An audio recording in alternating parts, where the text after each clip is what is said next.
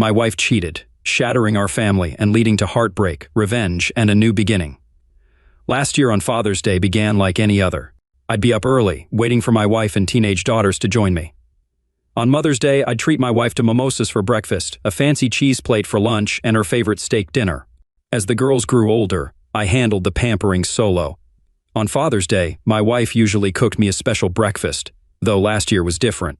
I waited until she woke to eat, starving by then. When she finally did, she greeted me with a kiss and got to work on a family breakfast. We later enjoyed lunch at a quirky cafe with Doctor Who-themed sandwiches. My wife, a calendar devotee, orchestrates our life with precision, managing holidays and kids' activities with ease. All events, from holidays to birthdays, are marked on our calendar, rarely overlooked, except by me. When my wife noticed my birthday coincided with Father's Day, I wasn't surprised. She joked about double gifts, promising something special. I kissed her cheek, hoping for more than the usual. She usually teased with head employments during foreplay, but on my birthday and Father's Day, they were special treats given without expectation of return. I wasn't clueless, I was excited, thinking I might get a rare treat on my upcoming birthday. But as the weeks passed, things fell off. My wife, usually steady, started acting strange, working late, dressing up more for her job at the bakery, even wearing makeup. Doubts crept in when she went out alone on a Friday, which was unusual for us. We were a tight-knit couple, preferring each other's company. Our marriage felt solid. We weren't big on going out. Our ideal night was lounging at home, so seeing her dolled up that Friday was unexpected. She wore a new skirt, tan stockings, and heels, looking like she'd been to the salon. I whistled, thinking we had plans, but she explained she was going out with coworkers. Shocked, I asked why she hadn't mentioned it earlier. She seemed uneasy but apologized, claiming she had just been asked. I eyed her outfit, questioning how she managed all that in an hour at work. I grew increasingly frustrated, sensing her dishonesty yet unable to confront her. Her infidelity seemed unfathomable. She embodied the typical suburban wife and mother. Our bed life remained vibrant, adding to my confusion. When she brushed off my suspicions, claiming she worked half a day and wanted to look nice, I was left speechless as she hurried out the door. She returned near midnight, her hair hastily tied up, dispelling any notion of an innocent visit. Ignoring me, she headed straight for the shower, leaving me bewildered. Something was amiss in our seemingly perfect life, and I couldn't shake the feeling of impending trouble, especially considering my line of work in retail.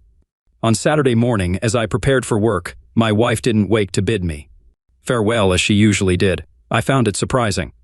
At the store, I encountered Missy, the morning barista, waiting at the entrance with her striking blue eyes and red hair. She caught my attention despite my contented marriage. Redheads had always intrigued me. "Hey, Bill," she called out as I approached the entrance, still locked as it was half an hour before opening. Missy had mentioned feeling uncomfortable with the night crew. "Good morning, Missy," I greeted, unlocking the doors. "What's up, Bill? You look down," she observed. "Just a lot on my mind today," I admitted. She gave me a curious look but didn't pry. "Give me a sec. I'll get you some of our best coffee," she offered. Forced to smile, I replied, "Sounds good. I'll join you soon." I secured the doors while she hastened to ready the cafe for the busy morning ahead. Knowing how bustling our little cafe became once the store opened, I made my rounds on the floor, checking in on the department crews. While my competent department managers made these checks unnecessary, I valued the chance to greet and chat with my team. Maintaining positive relationships with them mattered to me, and I believe they appreciated the effort. My final stop was at the coffee shop, where Missy had my usual large black coffee ready and waiting. "Here's your cup of Megamart's finest brew," Missy said, handing it over. "Thanks, Missy," I replied, pushing $2 across the counter. "No need for payment today, boss," she insisted. "Can't take any chances, Missy. I cover all my expenses here." "Last thing I need is someone causing trouble with corporate," I explained. She gasped. "Bill, I'd never do that." "Not saying you would, Missy, but I can't risk it even for a $2 coffee. You'd be surprised what I have to deal with, denying someone a day off or cutting overtime." "It's just not worth it," I explained. "All right, boss. Understood," she nodded. I waved farewell and took a sip from my mug, aware that some employees likely receive free coffee occasionally, though it was impossible to track. It wasn't worth the hassle of monitoring video footage just to ensure everyone paid. As the company's leader, I faced risks dealing with employee frustrations over trivial matters like parking regulations, prompting unnecessary HR calls. The day passed quietly, with the highlight being an old lady stealing cat and bird food. It provided the distraction I needed, keeping me occupied without dwelling on my marital issues. Upon returning home, I found my wife and daughters heading out to a concert with other families. While it had been planned and noted on the calendar, I had forgotten. I hoped to speak with Katie later, eager to resolve our recent tensions. Not knowing what had transpired the previous night nagged at me, leaving me with little else to dwell on. Tonight, I seized the chance to snoop around. I checked her email, expecting it to be fruitless, but surprisingly, no one else had sent messages. Since she had a cell phone, I couldn't check her texts or call log. Checking her clothes for clues was also futile, as she'd already done her Saturday laundry. Frustrated, I achieved nothing and went to bed after the movie, feeling just as unsettled. On my birthday and Father's Day, I began my day as usual, toast, coffee, and enjoying the morning on the terrace. It was beautiful, with birds chirping, and I pondered what the day held in store. Around 9 a.m., I returned inside to refill my coffee and found my wife and daughters up and packing lunch. Surprised by their early activity, I questioned their plans. Jill announced a beach trip, catching me off guard. As they departed, I realized they remembered my birthday, unlike how I often had to remind them of important dates. Perplexed by Katie's oversight, I received a call from my mom, hoping it was them coming back, but it wasn't. "Hey Billy, happy birthday and Father's Day," Mom greeted. "Thanks, Mom. Kathy's got some big plans for you guys today?" I replied. "Nope. She took the girls to the beach just a bit ago," she informed me. "Really? That's not like her. I'd have thought she'd whip up a tasty breakfast and make today special for you," I commented. "Yeah, honestly, I'm not sure what's up. Lately, she's been acting strange for weeks now," Mom shared. "Well, don't sweat it. She probably has something special lined up for later. I've got to head to church." "Love you, Billy," Mom assured me. "Love you, Mom." Mom's eternal optimism and her close relationship with Kathy always warmed my heart, especially since Dad passed away a few years ago. I stood there pondering the state of my marriage when the phone rang once more. It was my assistant. "And Bill, there was an incident at the coffee shop this morning." "What happened? Was Missy involved?" "Unfortunately, yes. She was on the stairs when a customer shoved her. She lost her balance and took a fall." "Oh my goodness. Is she all right?" "They've taken her to St. Alex's Hospital for x-rays. It looks like she might have a broken arm or something." "Poor girl. Do you need me to cover her shift?" "No, everything's sorted. I just wanted to give you a heads up for tomorrow. I apologize for reaching out on Father's Day." "Don't worry about it, Ann. Thanks for letting me know." I hoped Missy was all right, but assuming they wouldn't return, I went to IHOP for breakfast. The bustling atmosphere filled with happy families celebrating fathers overwhelmed me, and I left to avoid breaking down. Opting for McDonald's, I enjoyed a satisfying breakfast with coffee and orange juice. Sitting in the park, I reminisced about boating trips with my daughters when they were young. Realizing they had grown distant as they neared college, their outings with their mother became more frequent, perhaps for the best, I acknowledged. There would likely be no dinner together as the day wore on, so I grabbed a Reuben at the Doctor Who-themed cafe. A Facebook post garnered the usual Father's Day wishes, but my mother-in-law's comment about the beach trip surprised me, as my wife had been posting beach photos. Feeling down, I sought solace in a sports bar but soon retreated to a cigar lounge, indulging in a pricey Opus X. Settling in to watch the game, I was invited to join a group playing cards. "I'm Bill," I introduced myself to the older gentleman. "I'm Lance, and this is my brother, Jerry. Pleasure to meet you both." They finished their handshake and included me in their little 5-card game. "Grab yourself a drink, Bill," Lance offered, placing the cooler on the floor. I expressed gratitude and opted for a Miller Lite. "No kids, or did the ex take them with a new guy?" Jerry quipped with a smirk. I frowned and replied, "My wife and the girls are at the beach. Seems like they've lost track of the day." "Tough break," Lance chimed in. "I hardly see my boys, they're both in the service." Jerry nodded, adding, "My daughter's out in California. My grandson, Charlie, just turned 2. I'm heading there next week." "That sounds wonderful," I said. As my daughters hit 17 and 18, I began longing for the days of them being little. They nodded in agreement. Eventually, the conversation circled back to my wife. "Do you think she genuinely forgot, or is she avoiding you?" Jerry asked, echoing my own thoughts. Recounting the recent weeks and Friday's issues, they shook their heads in disbelief. "She's cheating on you," Lance asserted, with Jerry nodding in agreement. "I can't believe it," I muttered, grappling with the revelation. Though deep down, I knew it made sense. "Listen, Bill," Lance began, recounting his own experience. "I've been down this road, the sudden changes in behavior, the late nights out dressed provocatively, the lack of respect. Been there, buddy." Lance shared how he regretted his initial reaction of divorcing his unfaithful wife, highlighting the financial and emotional toll it took. "Bill, trust me," he continued, urging me to consider forgiveness if I truly loved her. It'll be better for you in the long run. Guys in their 42nds don't often get second chances at love. Thank you, Lance. You've given me a lot to think about. I might have said it aloud, but deep down I thought he was crazy. Forgiving her for cheating and staying married seemed impossible. I shook both men's hands, bid them farewell, and left. As I scrolled through Facebook on the couch, dinner time approached. Seeing my daughters and wife's posts filled with pictures of their joyful day saddened me further. Enough of this, I thought. It was time to face reality. My wife had forgotten my birthday and Father's Day. What did it matter? What counted was my certainty that she had cheated, especially after Friday night's strange behavior. Her goal seemed to be rubbing it in my face, and now she had succeeded. Determined to move forward, I prepared for the evening. I decided to treat myself to dinner at my favorite restaurant, even if it meant a long wait. After a shower and donning my sport coat and slacks, I headed out for steak. Sitting at the bar awaiting a table, an older man took the seat beside me. Observing my solitary champagne bottle, he frowned but refrained from comment, opting for a martini.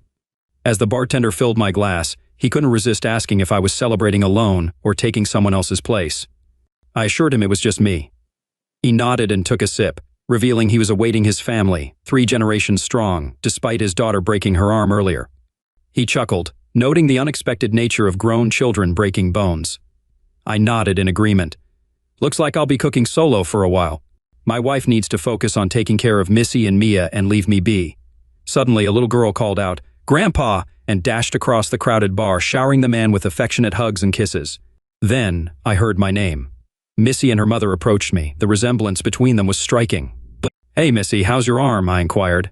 "Not bad. The painkillers are doing their job, but it was rough when they said it," she replied. Missy introduced me to her parents, Jack and Mary, and their adorable daughter, Mia.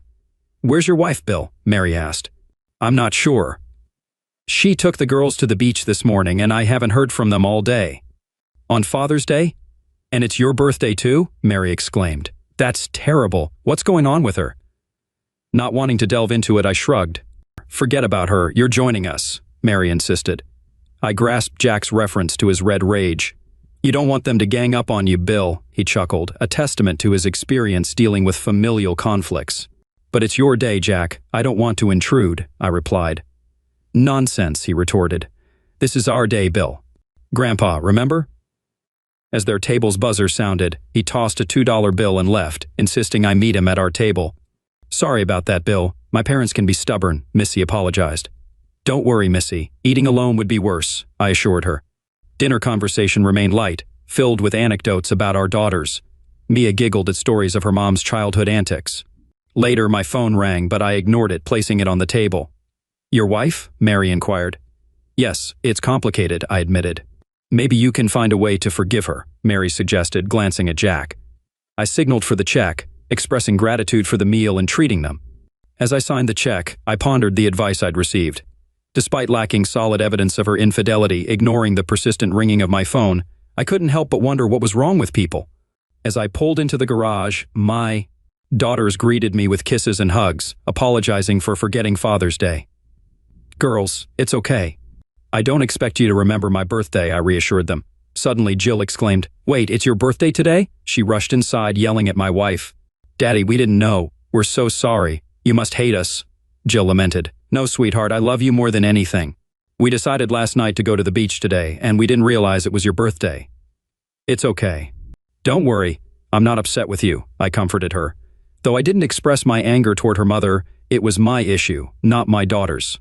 Ignoring the chaos in the kitchen, I changed upstairs and returned to find my wife sobbing alone. "I'm sorry," she whispered. I shook my head and retreated to the deck with a beer and cigar, enjoying the serene evening. My wife interrupted me. "Bill, What's his name?" I interjected, my anger rising. She didn't respond, and I realized I was headed for divorce. What a mistake marrying her had been after nearly 20 years. At this point, I began fearing the worst. How long had she been unfaithful? Was he her first? Did I even know him? Were these girls truly mine? It's astonishing the negative thoughts that invade your mind when you're mistreated. I decided to request a paternity test for the girls as part of the divorce, not only for my peace of mind, but also to embarrass Katie. I spent the night researching divorce laws online before falling asleep on the couch, how I spent my birthday. Waking at 5 a.m., I found Katie peacefully asleep in my bedroom, her undressed body curled around her pillow. Despite my restless night, she looked serene. Sadly, she was no longer mine, but I couldn't help admiring her beauty. After a quick shower, I left without waking her, only to be met by Jill in the hallway. "How bad is it, Dad?" she asked. "As bad as it can get," I sighed. "Can you forgive her? It's just one day's mistake," she pleaded. "Honey, it's more than forgetting my birthday or Father's Day. She cheated on me," I explained. "No, Dad, she wouldn't do that. Something must have pushed her, but I won't accept it. Think about it. She's been acting strange for weeks. Friday night, after getting all dolled up, she went out dressed provocatively. That wasn't for you," Jill reasoned. "She avoided me all weekend. Clearly she felt guilty or resentful toward me and didn't want to be around me at all. When has she ever taken you to the beach without me? It's always a family outing." "What if it's not an affair? What if it was just a one-time thing? Can't you forgive her for once?" Jill pleaded. "I doubt that's the case, honey. But look at her actions this weekend. Has she shown love toward me?" I questioned. "Daddy, you didn't see her face when Grandma called to ask why she didn't wish Grandpa a happy Father's Day. She dropped the phone and yelled, 'No,' so loudly. We thought Grandpa was having a heart attack," Jill recounted. "He's fine, Dad." Mom sobbed on her knees until we helped her up and sat her on the couch. "She kept repeating that she loves you. Honestly, Jenny wanted to call an ambulance for her. We calmed her down and convinced her to call you," Jill continued. "I don't know what to say, Jill. She doesn't love me. You can't cheat on your spouse and claim to love them. That's not love, it's selfishness. Love should be selfless. When she was with another man, she abandoned me," I concluded. She hugged me tightly, tears streaming down her cheeks. "I can't imagine it was just some random guy she met at a bar. There must have been flirting or her accepting his advances, pleasure touches, maybe even kissing and caressing, all leading up to her being with him. It's a betrayal to your spouse to show carnal affection to someone else when you're in love. Please don't divorce her. I have to head to work now." "We'll talk more later," she said, walking into Jenny's room. I promised to discuss our conversation with Jenny, no more secrets in our family. I wondered how long we'd remain a family. Despite Kathy's likely busy schedule, I felt calm throughout the day. The only unusual thing was dealing with the paperwork related to Missy's accident. I ensured she'd be compensated for her vacation and helped her fill out the accident report, knowing she wasn't good with her left hand. She signed it, and I felt a pang of concern for her well-being. "How's home?" she asked. "Not good," I replied. She didn't deny the affair when I confronted her. "Damn, Bill," she said sympathetically. "I'm sorry," I murmured. "You probably don't want to hear my story, but I get it. My ex cheated on me when I was pregnant. I kicked him out before our daughter was born. My mom wasn't pleased. She basically called me disposable. Wow, I found it strange when your mom mentioned forgiving my wife last night. She was looking right at your dad," she revealed. "Yeah, I noticed. I'm not sure who, but it makes me think one of them was cheating." "I'm sorry," she offered. "No need. If they're happy deceiving each other, let them." "I'd rather not trust liars," I stated firmly. Kathy wasn't home when I returned from work. She was probably with her lover, and I was furious. I drove to her grocery store, spotted her car, and was surprised to find her with a young man. She noticed me and seemed to yell no as I approached, but I left before she could say anything. If she was cheating, he could have her. I drove home, packed my bags, and decided to stay in a hotel until I found an apartment. Jenny and Jill begged me to stay, but I explained that I caught their mom almost cheating with a man in her car after work. "Dad, there must be a mistake," Jenny pleaded. "I saw what I saw. There's no innocent explanation for her being in the back parking lot with a man in her car," I insisted. "Please don't break up our family," Jenny sobbed. "Your mom did that, not me. I love you girls. I'll keep in touch every day," I reassured them before leaving them in tears and heading to the garage. As I drove out of the garage, Katie nearly hit me as she sped away. The following week was utter torment. I ignored all of my wife's calls, and she bombarded me with messages every hour, likely taking a week off work to do so. Despite pleas from my family and Kathy's sister, none would confirm her infidelity when I asked. Frustrated, I stopped taking their calls, insisting that my daughters avoid mentioning their mother. Eventually, I met with a lawyer and proposed splitting the house equally, even though I could have claimed a larger share due to my larger contributions. Surprisingly, I learned I didn't have to pay alimony since Kathy could support herself. The downside was lacking concrete proof of her affair, which could weaken my case in court. Nonetheless, I was willing to take my chances. My lawyer geared up for divorce proceedings, and life carried on. There'd be no forced mediation or lengthy legal battles. The split was fair, obvious to any judge. But nothing was smooth sailing. When served the papers, she rallied her family against me again. Supposedly, she only cheated once on that Friday before my birthday, yet her relatives made me out to be the villain for not hearing her out. It was surreal. Even my daughters resisted until I fibbed about a court order for a DNA test. Kathy's letter arrived admitting to a fling with a 21-year-old, which spared me the need to prove infidelity for the divorce. Finally, karma favored me. She resisted the divorce at first, but the judge approved it when he saw the terms I proposed and her admission of infidelity in the letter. I was to be divorced in 60 days. Finding myself isolated for refusing to talk to her, I was labeled immature and a prick. Even my mother and daughters stopped talking to me. It hurt, but I stood by my principles. I called my daughters every day, leaving messages despite their silence. I refused to let them blame me for the lack of communication, making every effort to stay in touch. One change was having coffee with Missy on Sundays. We met at a local coffee shop where she and Mia lived nearby. I confided in her about my struggles while Mia watched cartoons. "Your daughters will come around, Bill," she reassured me. "Living with your wife, who knows what she's put in their heads?" "I hope so. I just miss them terribly." The following week, I returned to the same store at the usual time and was engrossed in reading when I heard a familiar voice say, "Hey, stranger." I smiled and welcomed them to join me again. "Are you stalking me, or is this your usual routine?" she joked. "No, I live nearby and I enjoy having coffee and reading on Sunday mornings. It gets a bit lonely at home," I explained. We chatted about the neighborhood until we parted ways. Meeting every Sunday wasn't planned, but it became a habit. I found her company enjoyable, and little Mia was a delight. On the day the divorce was finalized, I knocked on the front door of my former house. My wife answered, tears evident. Without a word, she invited me in. "Are the girls home?" I inquired. "They're at a school musical. I knew you'd come tonight," she admitted. "So you waited until it was too late to stop it, didn't you?" I smirked. "Yes," she admitted. "I knew you'd try to beg and plead, but I couldn't let that happen. You broke my heart, and there's no forgiveness for that." "It was one mistake, Bill. Why couldn't you forgive me?" she pleaded. "Did you love me when you were with that guy? Did you love me when you ignored me on my birthday?" I countered. "If that's your version of love, then it's beyond repair." "I never wanted this to happen," she sobbed. "And I never wanted a cheating wife," I retorted. "But here we are." She tried to speak, but I interrupted. "Katie, you not only broke my heart, but you turned my own mother and daughters against me. I'll never forgive you for that." "You acted irrationally," she countered. "If you don't make things right with my family, I'll expose your infidelity to every man you date. I don't need anyone else." "Wrong answer." "Then I'll find other ways to hurt and embarrass you," she threatened. As I stood to leave, she grabbed my arm. "It's not my fault," she pleaded. "Oh really, did I cheat on you?" I shot back. "You've normalized cheating to our daughters. They'll think it's okay because you've convinced them it was a one-time mistake. Well, I won't go down because of some idiot who made you feel hot."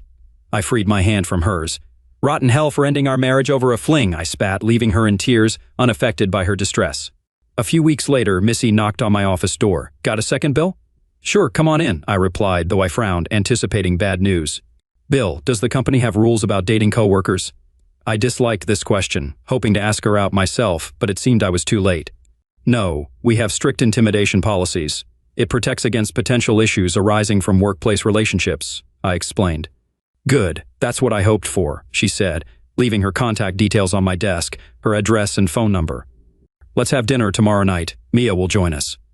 I smiled and agreed, feeling grateful for the chance at happiness. "Hey, it's Dad. Hope you and your sister are doing well. Nothing new here except a CO worker asked me out. Anyway, love you and miss you. Call soon. Bye." I knew this message might stir up trouble, but I didn't mind. I needed to move forward, and I was glad Missy had taken the lead. She was not only beautiful but also had a wonderful character. Her daughter was delightful, and I had already met her parents. I felt like things were finally looking up. Just 15 minutes later, Katie texted me, calling me a fool for already dating. I chuckled at her delusion. I had no intention of mourning the end of my marriage to a cheating wife. At 41, I felt young enough to find love again, even considering having more kids. Missy, in her 32nds, might share that desire. It was early to think about such things, but as a single mom, it might be a priority for her. As for me, I hadn't been carnal in months. The next evening after work, I showered, shaved, and dressed casually. Glancing in the mirror, I was satisfied with what I saw. I was in good shape, no extra weight, and my brown hair showed no signs of gray. With a well-paying job and savings, I considered myself a catch, especially for someone like Missy. Yet I realized I had no clue how to navigate the dating scene. Marriage provided comfort and familiarity, from holding hands to intimacy. Dating was uncharted territory. Oh my God, I had to relearn everything about lovemaking. With my ex-wife, I knew exactly what pleased her. Now, I just hope the next woman enjoys the same things, or at least has a good rapport with her body. I worried I rushed back into dating too soon. Arriving at her house with wine, flowers, and a stuffed animal for Mia, I aimed to win her favor. When Missy opened the door, I was taken aback. Her curly red hair cascaded around her shoulders, complemented by just the right amount of makeup. She wore a breezy sundress, showcasing her beautiful legs. Barefoot, her hot pink toenails matched her fingernails. "Do I pass the test?" she teased. "God, yes," I blurted before I could retract my words. She chuckled, accepting the gifts and ushering me in.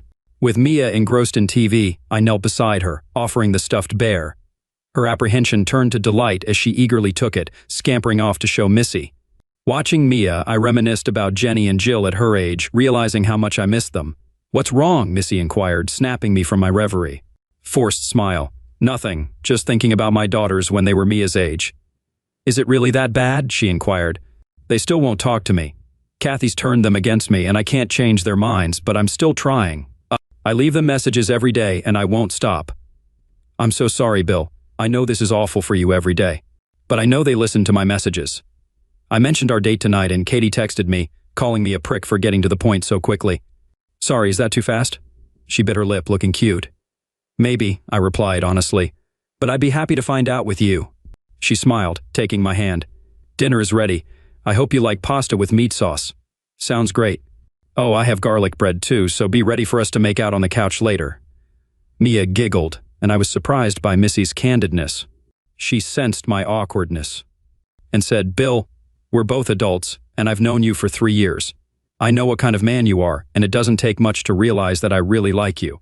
You're going to be a hot commodity soon, and I want to stake my claim early." "Hot stuff," I quipped. "Yep.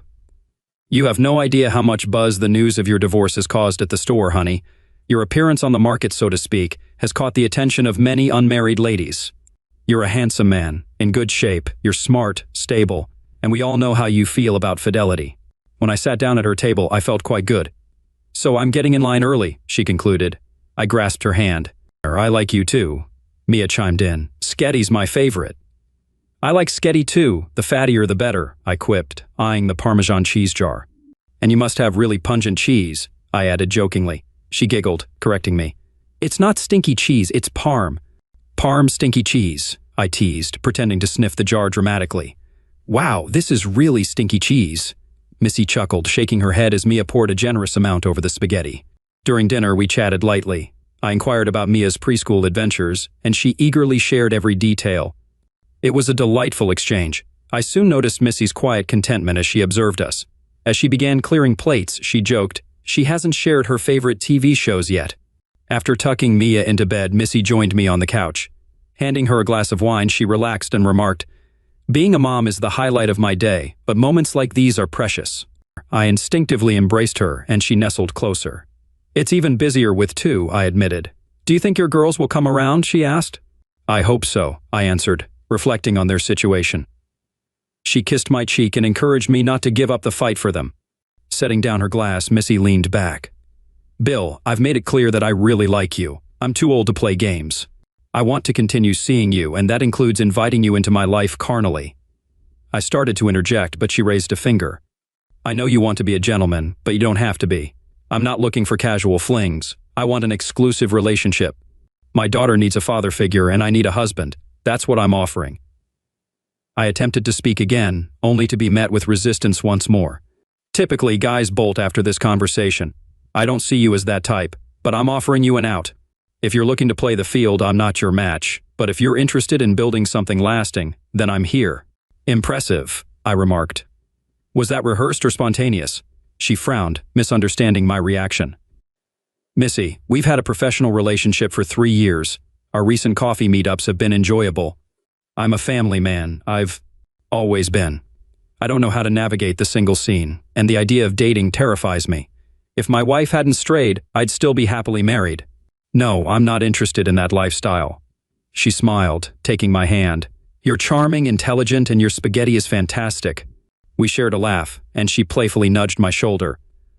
"I'd like you to be my boyfriend. Let's build something meaningful together, including with your daughter." That night, we refrained from intimacy. Despite the temptation, I opted to take things slow, respecting both our feelings. A stroke of luck came my way when I received an application for a managerial position, though I never learned the name of the individual who contributed to the demise of my marriage. Fate intervened when he applied for the night manager role. Recognizing him instantly, I orchestrated his hiring, anticipating the opportunity for payback. On his second night, I left a 40-inch TV in his car, identical to mine, knowing it would likely be out of stock by morning. I arrived as his shift ended, walking him to his car while discussing his team. Upon noticing the TV in his back seat, I feigned surprise. "Jeff, did you buy that TV today? We're not open yet." "No, Bill, it's not mine. I have no idea how it got there." "Let's head back to the store," I suggested, to which he reluctantly agreed. Back at the store, his fear was palpable. With no night security due to our night crew, I easily disabled the security system, covering the camera with tape. When he saw the system malfunctioning, he grew frantic, insisting on his innocence as I contacted the police. Despite hoping for harsher consequences, he received a misdemeanor and community service. The corporation, finally acknowledging security gaps, installed parking lot cameras. He never suspected my involvement and unsuccessfully attempted to blame his team. His termination was swift and unsurprising. One chilly Saturday morning, a week after my dinner with Missy, I found her waiting in the car to keep warm. As I parked next to her, she greeted me with a kiss and confirmed our dinner plans for the night. "Absolutely," I replied. "Okay, I have something special I'm cooking for us. You won't want to miss it," she added. Before I could respond, Katie's interruption came from behind me. Missy, visibly irritated, addressed her. "Katie, what do you want?" I asked, growing annoyed. "I've been trying to call you." "Did you block my number?" "Yeah, after your 30 messages about how I'm a prick for continuing to live." "I'm done. What do you want?" "We need to talk about the girls in college," Katie insisted. "They can go wherever they want. I've handled the finances for them. I'd like to be involved, but thanks to you poisoning them against me, they won't talk to me," I replied. Katie suggested the girls feared I wouldn't pay their tuition. Missy interjected with a laugh. "I lost them in the divorce." This retort earned her a glare from Katie, who then blamed me for not forgiving her one slip-up. "You cost me my marriage, my family, my daughters, and my mother. You better never date again." "If I find out, you'll never see a second date," I warned. Missy's rebuttal was sharp. No one wants to date a cheating strumpet unless they're looking for easy lovemaking. I headed toward the store but heard shouting behind me. Glancing back, I saw Missy confronting Katie, pinning her against the car. "Stay away from my man," Missy yelled, jabbing her finger. I intervened, pulling Missy away. "Stop it, Missy. She's not worth it." "You heard me," Katie retorted, storming off. "Please, Katie, just go. It's over between us and it's your fault," I said, leaving her sobbing by the car. Catching up to Missy, I took her hand. "I'm sorry, Bill, I got too territorial," she admitted. "No worries. Parking lot fights are great for the ego," I joked, and we went inside, laughing. Later, my mom called, but the call cut off abruptly. Concerned, I rushed to her house, ignoring Missy's calls. Arriving, I found the ambulance gone. She'd passed away before reaching the hospital. Alone in the ER lobby, I pondered her last words. Then Missy called. "Hey, my mom just passed away." "Oh, Bill, I'm deeply sorry to hear that." "Yes, thank you. I'm worried I won't be much company tonight." "No worries. I'll be there for you. You need me. Please let me come over." "All right, yes." Expressing my reluctance to be alone, I was grateful she agreed to keep me company. "I'm heading home now. I'll meet you there after you finish up, all right? I'll be there soon." After finishing my conversation, I drove to my old house instead of heading home. I felt compelled to speak to my daughters, regardless of their willingness to see me. Arriving, I noticed both of their cars parked in the driveway, feeling a wave of apprehension. Entering through the garage, I was relieved not to find Kathy's car, as I wasn't ready to face her. The downstairs rooms were empty, so I made my way upstairs to the bedrooms. "Daddy!" Jill exclaimed as I entered her room. "What's up?" shouted Jenny, following behind me. "Did you come here to beg? Well, you can leave," Jill retorted. "Grandma had a heart attack and passed away this morning," I interjected. They both gasped. I felt it was important to share this news in person. "Now I feel like I've damned myself," I added. I exited and shut the door, ignoring Jenny's call to wait, and drove off. I headed to the small lake where we once shared joyous moments. Despite the chilly weather, the tranquil waters brought solace. Seated at a picnic bench, tears welled up again. Not just for my mother, but for the estrangement from my daughters. Jenny's anger conveyed all I needed to know. Doubts crept in about my past actions, not with Katie but with my girls. What had I done to earn their resentment? Katie's betrayal had shattered our family, yet my daughters couldn't see it. Lost in thought, I heard footsteps nearing. Turning, I found Katie and the girls approaching. "How did you find me here?" I turned back to the lake. "Well, you forgot to turn off our Find My Phone app," Kathy replied. "Bill, I'm sorry about your mom," she added. "Yeah," I muttered. "Do you regret her passing away or turning her against me?" She fell silent. "Leave me alone." "I can't deal with your stuff right now," I said. "I'll never forgive you." The last time we spoke, she insisted she wouldn't talk to me until I backed out of the divorce. She didn't even say she loved me before hanging up. "I'm so sorry, Bill," she said before leaving. Then Jenny spoke up.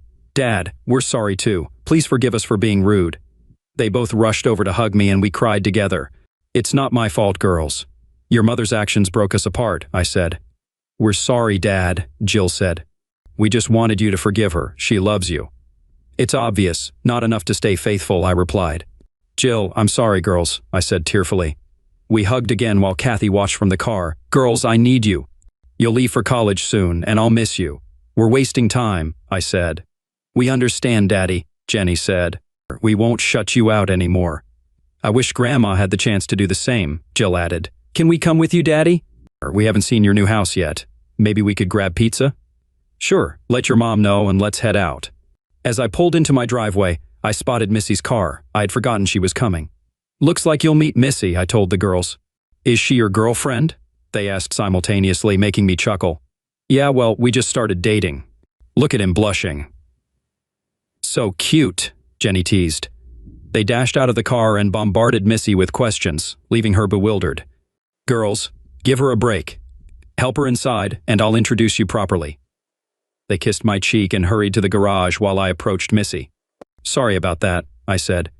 She opened the door with a radiant smile and kissed my cheek. "Your daughters?" she asked. I nodded. "Come on, let's make proper introductions." "I hope I look okay. I must look awful." "You're fine. They'll like you." "Jenny, Jill, meet Missy," I said. They embraced Jenny and cheekily declared, "You're super hot," Jill exclaimed. "Good for you, Daddy," Missy laughed, leaving me too stunned to respond. "Let's do a quick tour of the house, then I need to handle some things for Grandma's services." "Bill, I'll order pizza while you show them around." "Perfect, you read my mind," the girls cheered as Missy smiled. I made the decision to wait until the next morning to inform others about my mom's passing. I'll draft an obituary for Monday's paper and share service details on Facebook tomorrow. Evening after visiting the funeral home. We spent hours sharing stories about my mom and my girls, with a few embarrassing tales about myself thrown in to keep Missy entertained. It wasn't my fault I slipped on the wet pier and fell into the lake. Before we knew it, it was already 10. "Girls, time is slipping away and it's getting late," I remarked. They frowned and asked if they could stay the night. "I don't have beds for the guest rooms yet," I explained.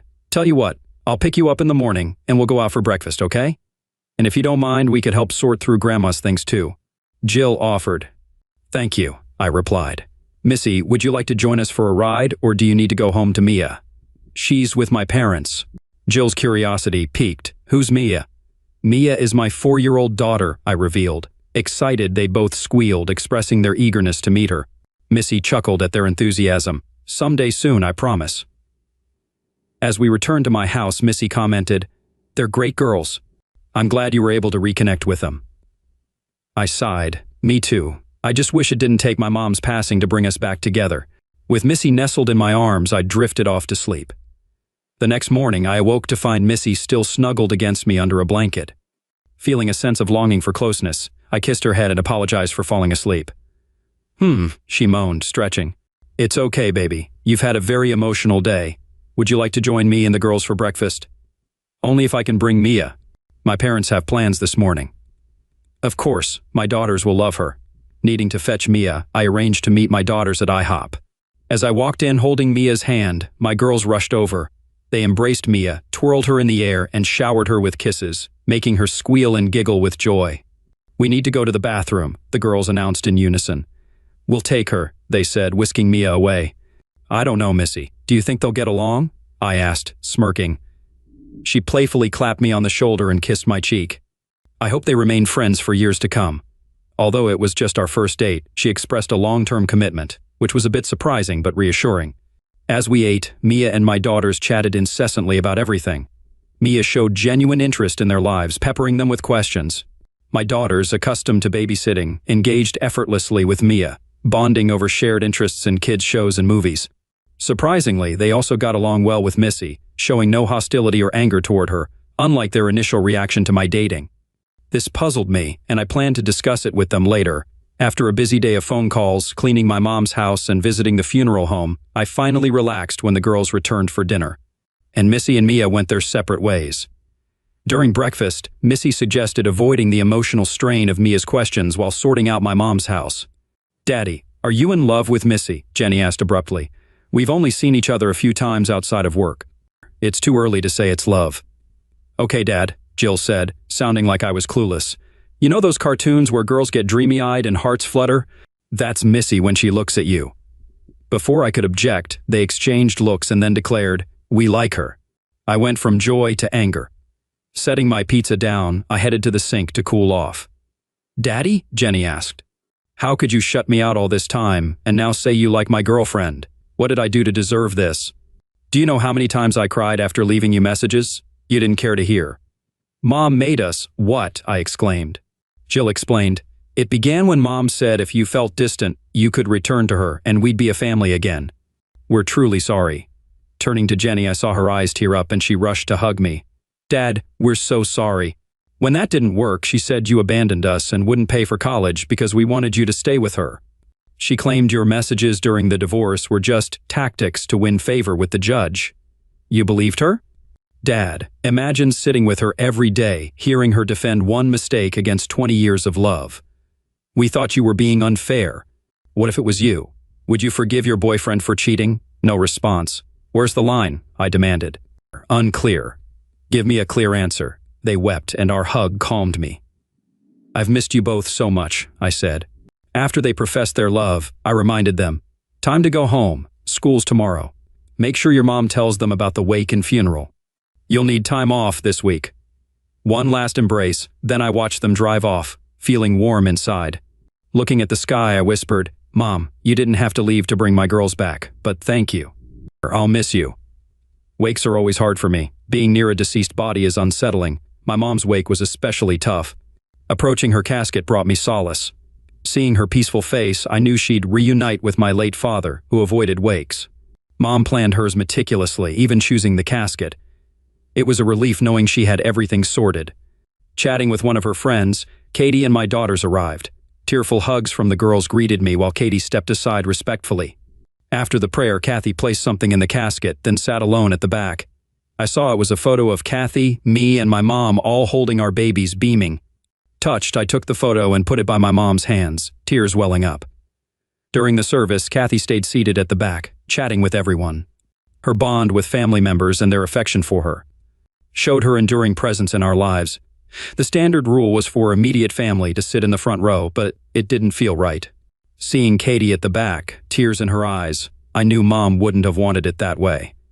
Walking over, I invited her to join us. "Come here. No need to hide." She hugged me gratefully, whispering a thank you. Back in front, my Uncle John offered her his seat, earning Missy's praise. Holding Missy's hand while my ex-wife was nearby felt surreal. I hoped it wouldn't cause trouble later. As we said goodbye to the last visitors, Kathy thanked me for welcoming her into the family, offering to share the limo ride. Missy's hand on my waist, I feared tension, but Katie's departure eased it. "Let's get you home," Missy said, embracing me in the kitchen. Relieved the day was over, I handed Missy a cold beer. She thought things went well with Kathy. "Yeah, I'm glad. I half expected her to cause trouble with you. The girls probably helped." "We'll be okay after tomorrow." I hope she was right. Maybe I was just paranoid about Katie and Missy. "Will you stay over tonight?" She squeezed my hand. "You couldn't kick me out if you tried." We didn't make love, but her presence brought the best sleep since the divorce. "You're keeping a close eye on me." "I won't misuse your kindness by starting a fight," Kathy remarked as we waited for the service to begin. "I know," I lied. "I just feel uneasy about it." She snorted, adding, "How do you think I feel, B? I'm an outcast here, a disgrace." I frowned. "No one sees you that way, especially not today." "I'm sorry, Bill.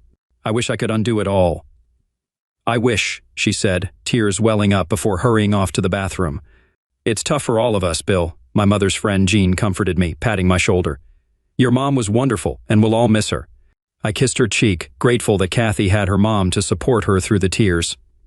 After the funeral, we gathered at my mother's favorite Polish restaurant. Kathy looked uneasy as she searched for a seat. Taking her hand, I guided her to the table where Missy and my daughters sat. "Kathy will always be family, despite the divorce.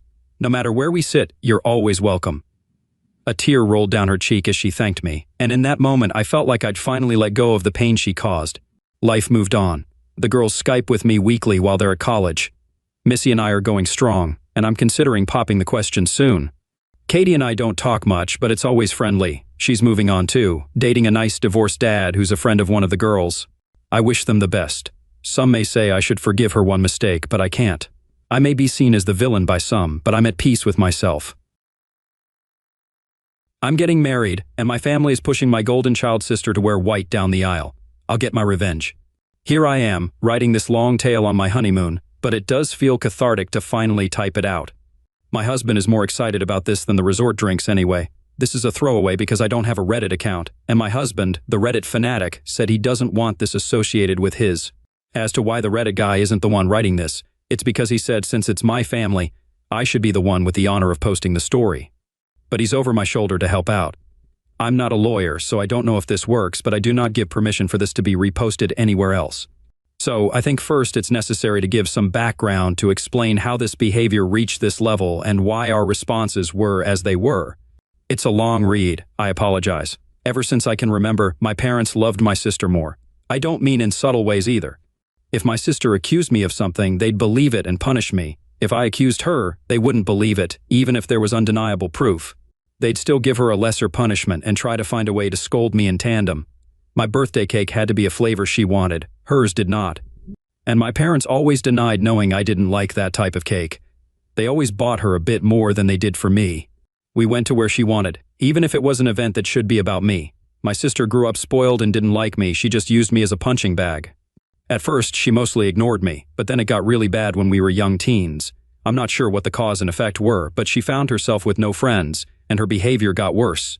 Did her friends move? Did they ditch her because she was mean? I don't know, because we were never close, and my parents loved to boast about her achievements but never ever mentioned any issues. Whereas with me, they loved to bring out any flaws of mine constantly as teasing material. I only knew she had no friends because we went to the same school, and I noticed her no longer walking around with people. Anyway, she had no friends. I did. I used to be decently popular. My sister realized that, and suddenly, I stopped being the occasional punching bag and became a hated person she needed to take down at all times. She started accusing me of more stuff. She accused my friends of more stuff. My parents stopped allowing me to hang out with anyone. With excuses ranging from, "They're not good people according to your sister," to, "Why are you trying to leave us? Why can't you be like your sister and enjoy family time?" What saved me from complete isolation was extended family. Most of my family lived in the same hometown, and I got along with my cousins despite some age differences.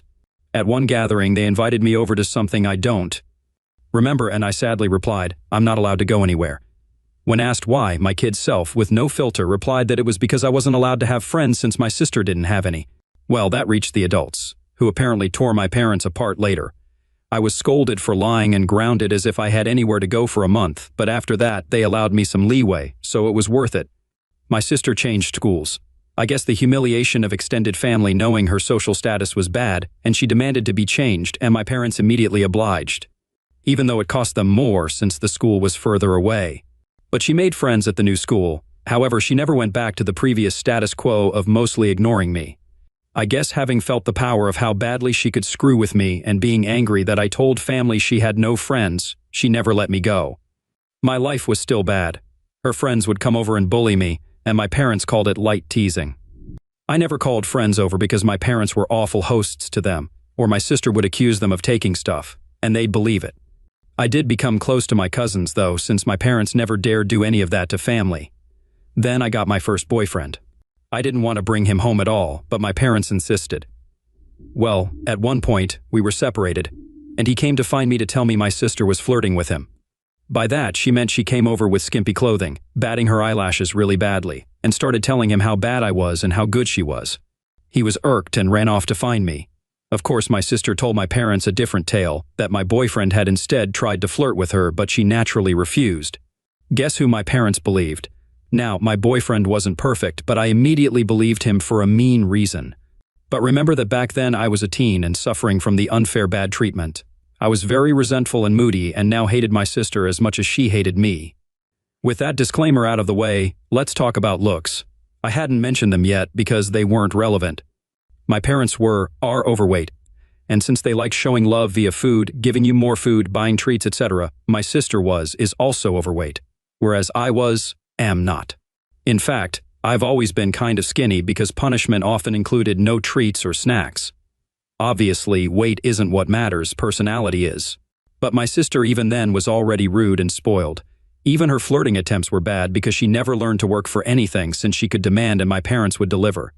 Added to that was the fact that she didn't look like some sexy model. Even my self-conscious teen self didn't believe my boyfriend would try and cheat on me with her. Anyway, my parents prohibited me from dating such a horrible boy. I did try to keep going in secret, but it was hard, and the relationship ended. I did get another, but again my sister accused him of flirting with her when he refused her advances. Again, my parents believed her.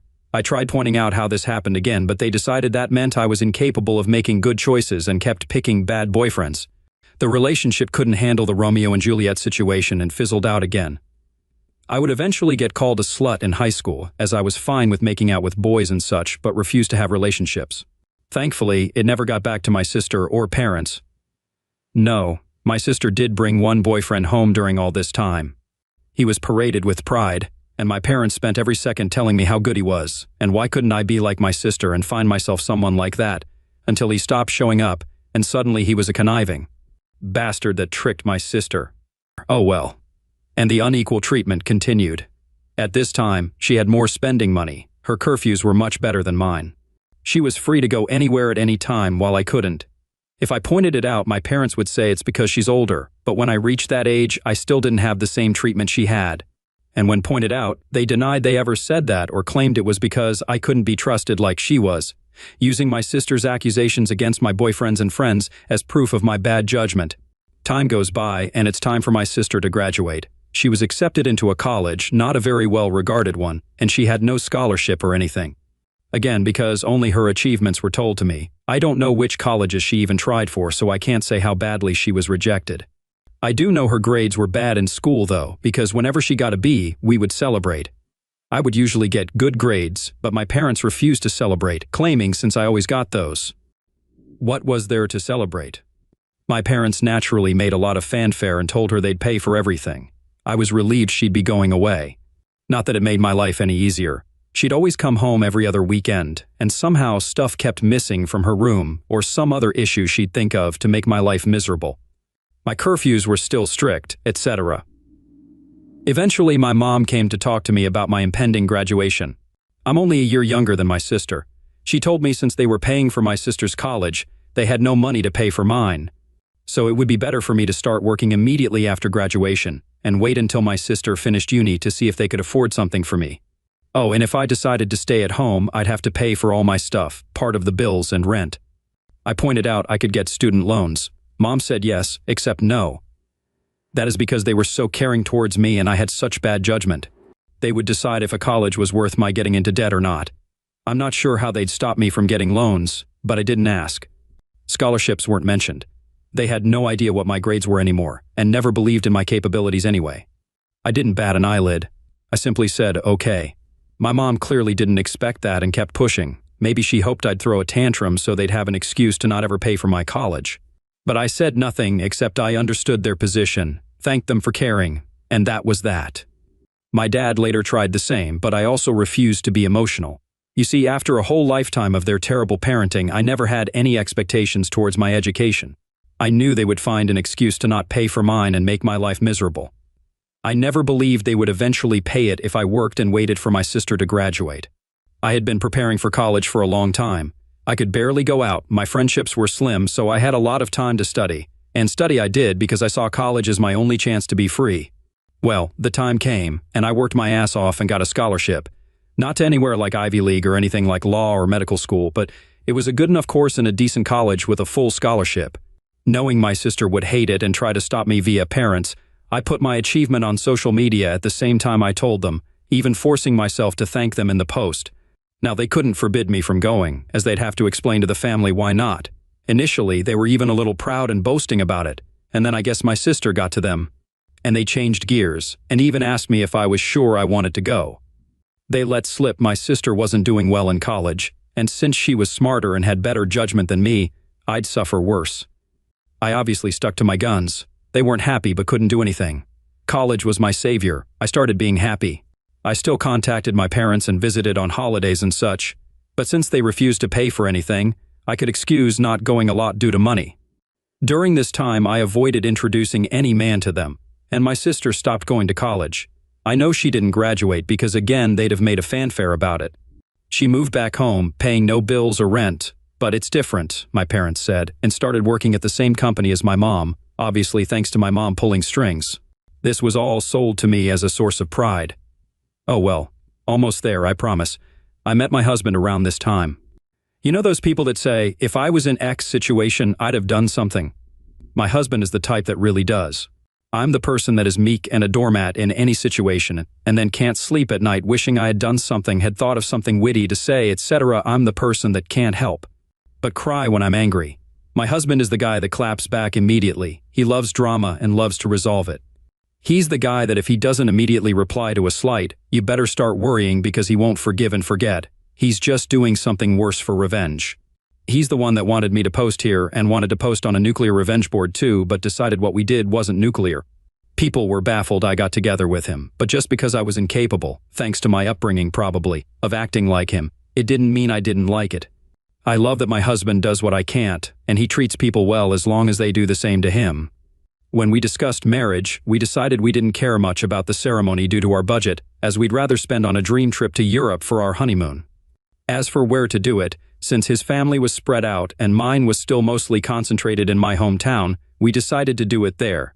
We weren't living too far off either, so we could take some long trips during the weekends to manage stuff. Plus, there was some work flexibility, so we could stay in my hometown for a bit too if needed. We sent out the engagement announcement and the save the date for a few months later. Well, at this point, my parents naturally demanded they meet my man. I wanted to grow a spine and refuse, but was having a hard time. The distance had made me think maybe my parents weren't so bad.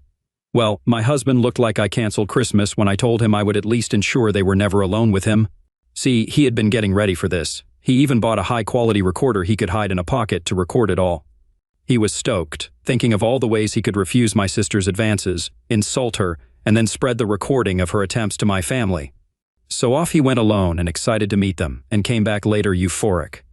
Babe, you won't believe the awful shit they wanted. Babe, we can fuck them over so bad, there's so many possibilities. I was confused and wanted to hear the recording, but he smartly told me it was better to listen to him first, or else I'd misunderstand him. Well, he went there, and instead of the flirting, my parents and my sister sat him down. After some grumbling about not being okay with him, my judgment, etc. They proclaimed they were willing to pay for my wedding on one condition. My sister would walk down the aisle at my wedding first, in a wedding dress.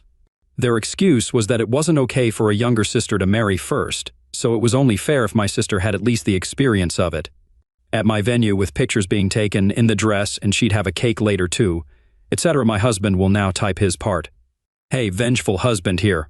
Hell hath no fury like a pro-revenge, instant karma, nuclear revenge lurker when his beloved is scorned. That said, as much as my wife T, she's my wife now, paints me as this quick-witted dude, I admit my neurons all but short-circuited when those folks legit suggested that. Like, some sort of great gift, even Troy would rather take in the horse a second time, methinks. Alas, after my brain rebooted, I did have a whole-ass catalog of insults about to spew out. But something in my soul whispered in my ear like the devil, string these fuckers along. So I said I needed to think, see how my wife, back then fiancé, would react, and then ran out of there before I could give away my nefarious plans.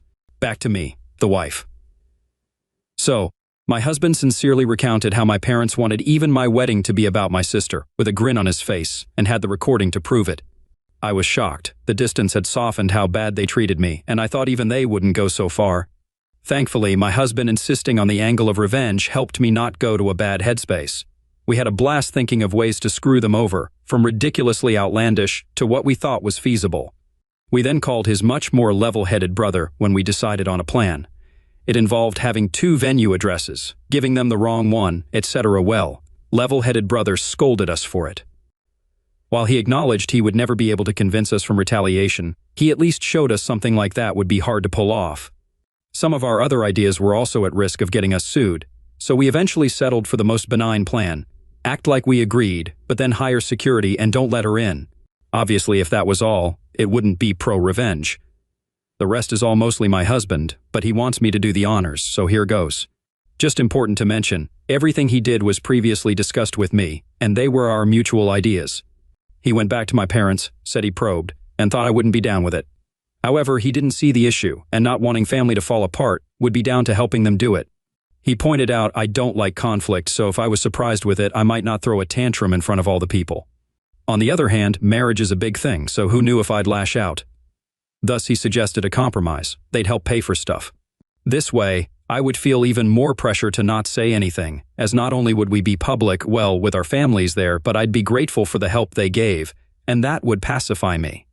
He said my parents looked surprised, but my grown sister started skipping with joy, literally, like a kid, so it was accepted.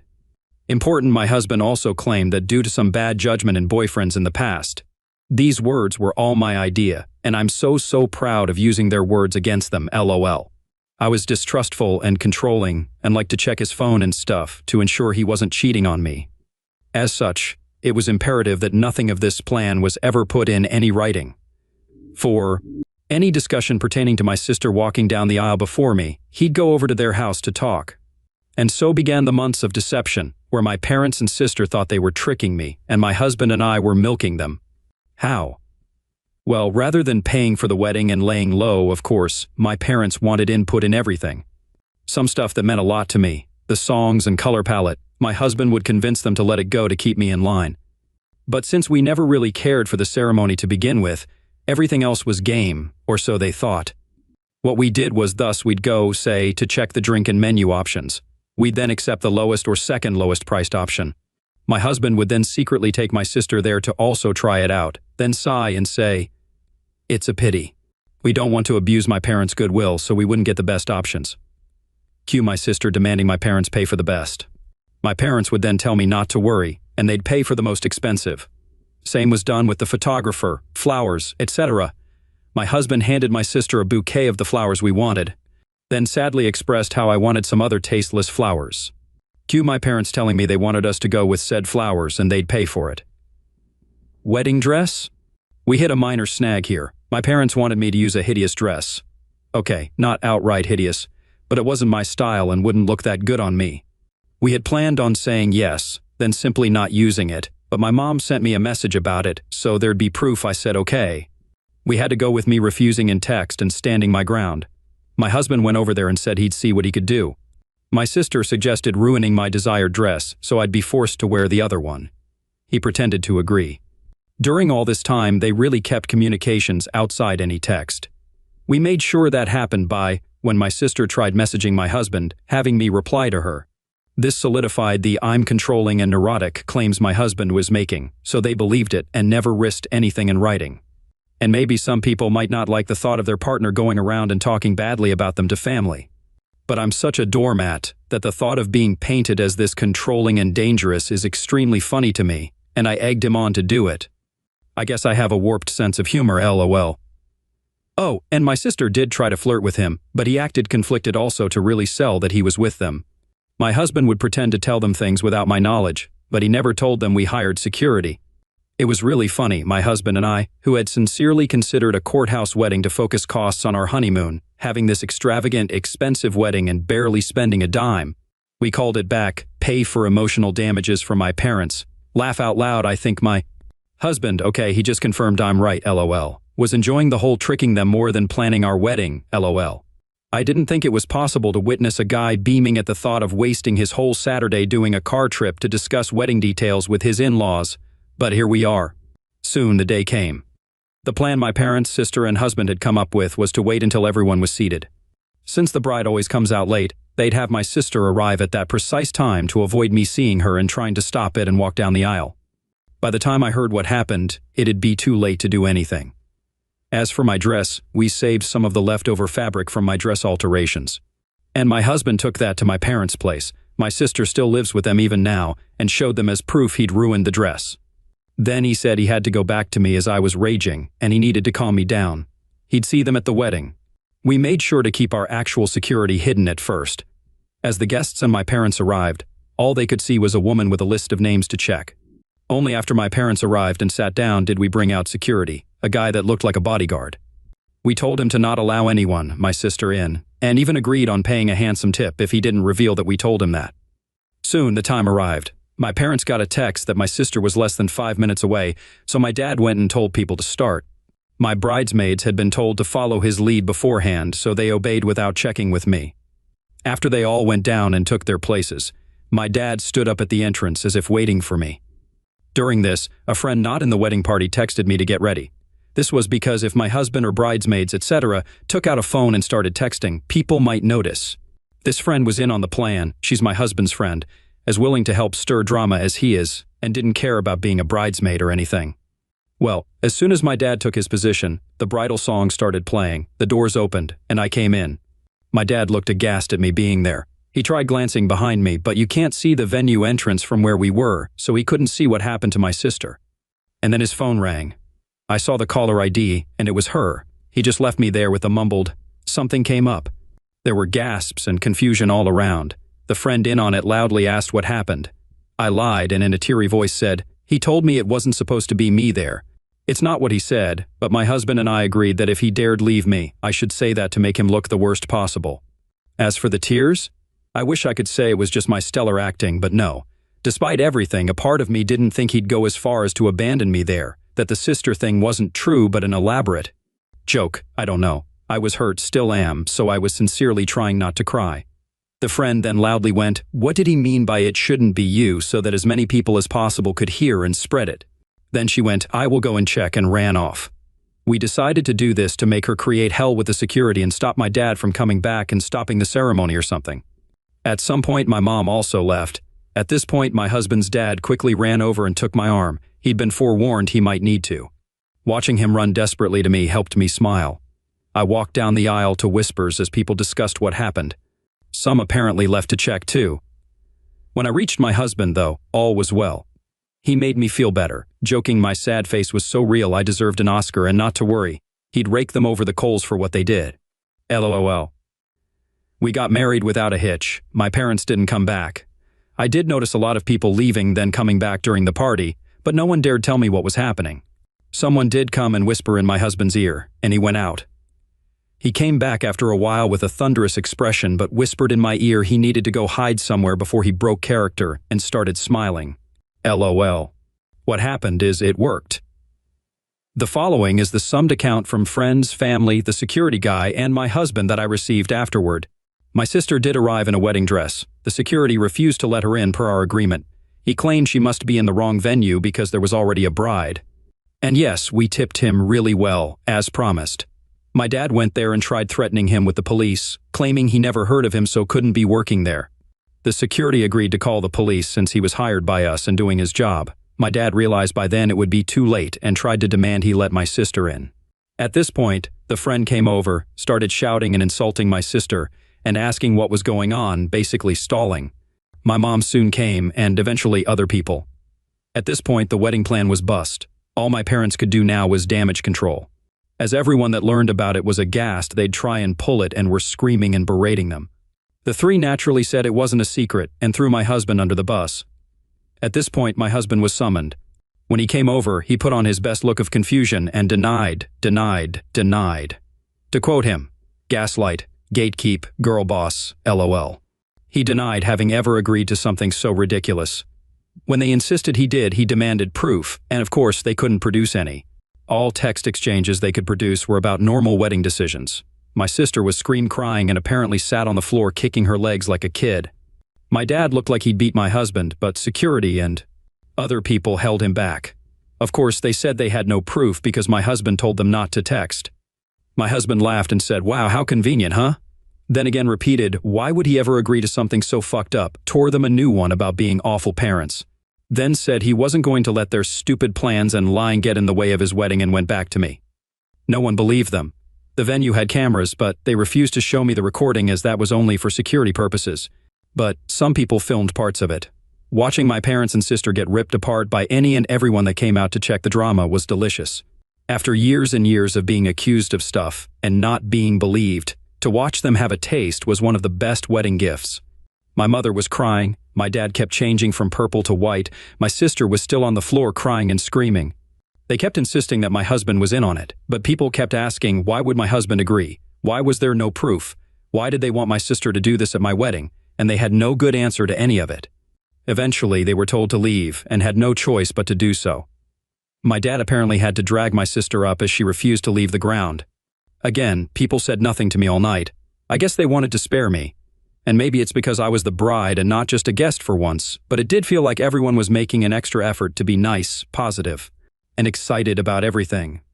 My husband says all the expensive shit they were eating and drinking certainly helped. LOL. We had a blast. My husband maintained the forced angry face for only a short while before breaking out in smiles again. After that, we went to the hotel to catch some sleep before going on our honeymoon. Speaking of which, my parents did try to pay for our plane tickets. But we thought that was risky as they could try and cancel them or something, so we refused. Of course, since that whole thing, the three have tried to contact me. I've refused calls because my husband insisted on keeping a paper trail. A smart thing because my sister did eventually message me. I won't repeat it as it was very unhinged and didn't make much sense, but the important part was that she blamed me for her humiliation. Called my husband a two-faced snake that fooled them for months. He wants to print and put that on our wall, lol, and hoped, but was also certain it would happen, that I'd get cheated on by him. She did also suggest he was cheating on me with her. Actually, my husband took my phone, screenshot the call logs, screenshot my sister's message, screenshot some messages of my parents demanding I pick up the phone, and sent it all to my family group chat. He sent screenshots of messages to him where they called him names and threatened him, but he kept up the delusional I never agreed to anything shtick and even threatened to sue them for defamation and harassment. He wrote a message in said group chat begging my family for help as I was now being harassed by them constantly. He begged the family to help stop them from trying to ruin my honeymoon now that they had failed to ruin my wedding. Then finished neatly with a request that they don't share our locations to avoid my parents sending my sister over, and then claiming he had somehow agreed to pretend to her in our honeymoon suite. LOL. My family assured him they'd take care of it, and indeed, since then we've had silence. My husband is a little disappointed my sister didn't disobey so he could tattle again while tearing her a new one. We'll see if it'll last. All in all, while I obviously would prefer to have a normal, loving family at my wedding, at least for once in my life, they not only failed to ruin something meaningful to me, but I got them back. Extra info. Do I know why they treat me like this? I've been asked this question a lot, so I assume you all will think the same. I have wondered this all my life, and I still don't know. I tried asking when I was young, but they denied any difference and scolded me for acting spoiled, so I quit trying. I've thought of so many possibilities, but based on my observations, I think it's this. I was unplanned. They took a while to have my sister, so she was not only wanted but also like a miracle child after so long. However, given our age difference is quite small, I think they didn't expect to have a kid so soon or easily, and didn't use adequate protection way too soon after my sister's birth, and maybe didn't notice my mom was pregnant until too late. So, they were saddled with an unplanned baby while still dealing with a newborn, and they're not that well off, so having the extra expense likely didn't help. So, they resented me, but that's my conjecture. Regardless, I've accepted the answer won't truly matter. What they did to me was unwarranted, no matter what.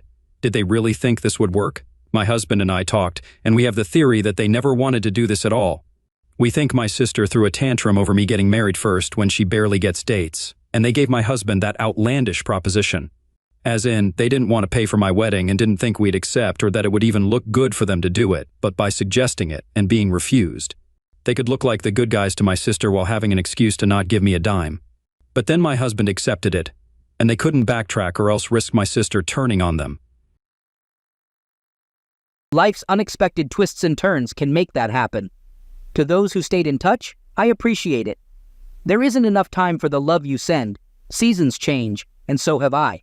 You don't need to wonder why there's no time left. No time left for you. Picture a typical family. I'm the father, Trevor Fruiton, a 45-year-old guy with a receding hairline, in decent shape, but no six-pack abs. I could stand to lose 10 pounds and prefer contacts over glasses. I still don't need reading glasses. The mother of the family, Michela, is also 45 and has a slight tummy and a well-rounded figure, a look I prefer. She's an average woman, not strikingly beautiful or ugly, who wears glasses and insists on her full name. Then there's our 21-year-old daughter, Allie, a smart college senior who's gained some weight since her high school volleyball days. She's fiercely independent and vocal about women's rights, though she still relies on us. I'm the only one working, and finances have been tight. I didn't want Allie burdened with student debt, so she lives at home. But that doesn't mean Michela or Allie don't enjoy nice things. I drive an old F-150, while they have fancy luxury cars. Our home has little equity, and they funded their lifestyle with home equity loans. Our neighborhood is like many suburban areas, with occasional block parties. We're not particularly close to our neighbors, except for the neighbors next door, whose daughter Sally is Allie's best friend. After Allie started college, I felt lost. We had spent so much time together, and now there was a void. Even my volunteer work didn't seem to help, so one night I asked her if she was happy. I inquired, "Michela, are you happy?" She replied, "Happy with what?" I continued, "Your life. You've pulled away from me and lost your spark. I miss the time we used to spend with Allie. I guess I'm bored. How about us? Is there something I'm doing or not doing for you?" Michela assured me, "We're fine. I have no complaints. Why all the questions? I just want you to be happy. Maybe you can find a counselor to help you find balance and improve your mood." I pondered. "I'm not sure. I'll think about it." With a little chill in the air, I dropped the subject. However, 2 weeks later, Michela started weekly sessions with a life coach. You might think that I hoped things would heat up in our bedroom, but no. We maintain our usual twice-a-week intimate schedule. Are we normal? I have no idea. I've never discussed my life in bed with anyone, and I don't pry into my friends' intimate details. Mark and Cindy, our neighbors to the south, are in their 60s. Mark is not the handiest guy, and Cindy loves to bake, which has led to a few extra pounds for me. One day, I was working on Mark's sauna pump, and I overheard a conversation. They discussed, "Our sliding patio door is making that scratching noise again. Unless Michela is back from her mother's, it must be Allie. Haven't seen him in a while, so I'm sitting in the backyard gazebo. I overheard Allie's conversation. She mentioned, he's inside somewhere. His car is still here. I couldn't believe my ears as I heard her say, "God, Mom, you're outdated. Give Max a try. Sally says he's a wild one, and make sure you're satisfied." Maybe this is what you need to spice things up in the bedroom. You've been complaining to our daughter about our love life. That's just not right. I know you should think about it. By the way, Dad told me he's going hunting next weekend. I'll have Jeff invite Max over. He might be scrawny, but he's into you. Sally also mentioned that his size is just right for some fun. I was fuming, thinking, so my daughter is trying to set Michela up with Jeff's friend? You don't have to do anything, but since you've never tried anything like that, consider experimenting with Max. I was seething, and the next pause was due to my boiling anger. The BCH and her offspring are plotting to end my marriage. What did I do to deserve this? Okay, well, let me know. Love you too. Bye-bye. I was really angry. I'm fortunate I didn't injure myself while fixing that frustrating pump. Things were miserable at home all week. I went out of my way to annoy Michelle and Allie. It worked, and I spent most of the week in my office or out in the garage. I've also sharpened and cleaned my power tools. I didn't postpone my hunting trip, though. I had someone keep an eye on Michela's activities. Seeing pictures of Allie, Jeff, and a skinny guy entering the house around noon on Saturday wasn't a good sign. Allie and Jeff left around 2, and the skinny guy left at 4. When I returned late Sunday, Michela was trying to be affectionate, but I wasn't having it. While it didn't confirm anything, I noticed Michela was sitting strangely, with her legs crossed and leaning left more than usual. She seemed a bit uncomfortable. Later in the kitchen, Allie sealed their fate by playfully slapping Michela's behind, and they both giggled with fake coughs. I felt a weight on my chest, and I worried that the people I was hunting with might have exposed me to something. I decided to sleep on the living room couch to avoid Michela. In the morning, I announced that I was going to the doctor with a fake illness, claiming I had trouble breathing. My boss had no issue with me taking the day off. My plan was to pretend to have COVID, which would give me time to move forward with my exit strategy. With accumulated sick leave and vacation time, I could take enough time off to reach our traditional Christmas Eve dinner. Announcing a COVID diagnosis usually keeps people at bay. Did I actually have COVID? I wasn't sure. I was fully vaccinated and felt healthy, but my heart was broken. and I wanted to part ways with 4 people while my lungs were fine. I checked into an extended stay hotel. There was no reason for me to live like a pauper. Michela seemed relieved when I told her I'd be out of quarantine in time for Christmas Eve. She and her daughter called me twice a day. To avoid revealing my plans, I was polite, but pretended to be tired to get off the phone. I spent my time plotting revenge and making preparations, like updating wills, beneficiaries, and emergency contacts. Apartment hunting was challenging and drove home the finality of my decision to divorce Michela and push Allie into the real world. When you're consumed by anger, all sorts of thoughts cross your mind. Most of them could land me in jail, which didn't align with my future plans. The idea of hiring an escort to trap Jeff came from watching a news story about a company that did the same to get rid of unwanted employees.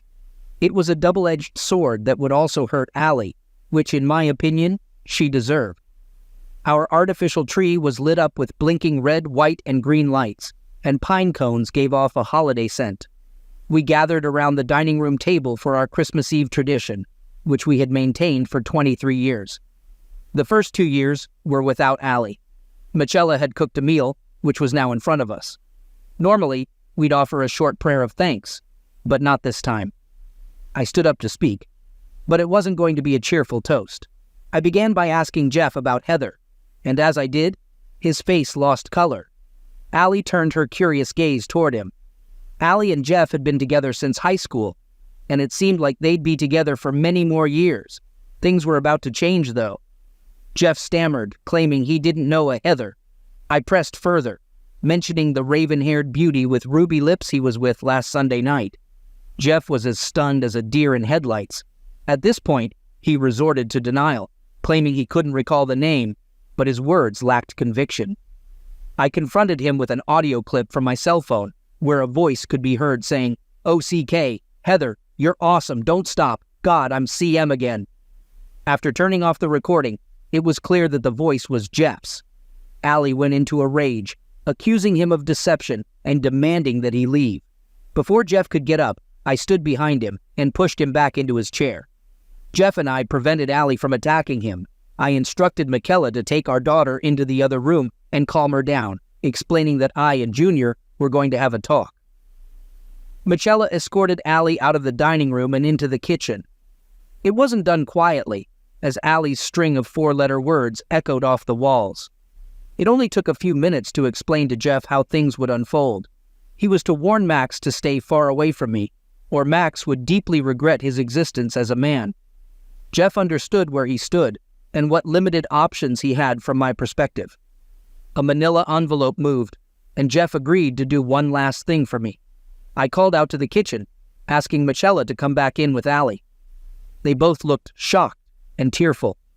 Let me explain how I got that recording. Jeff, her name isn't Heather, and I don't know her real name. She's an expensive escort, I must add. I hired her to seduce you and record the encounter. There's also a video if you'd like to watch it. Allie exclaimed, "Daddy, what the hell? You hired her?" I admitted, "I did, sweetie. How does it feel to be betrayed, stabbed in the back?" Michela made a tiny noise, and Allie's eyes briefly darted toward and away from her mother. Both women were in tears. "Jeff, do you have something to say?" I turned on the video mode of my cell phone camera.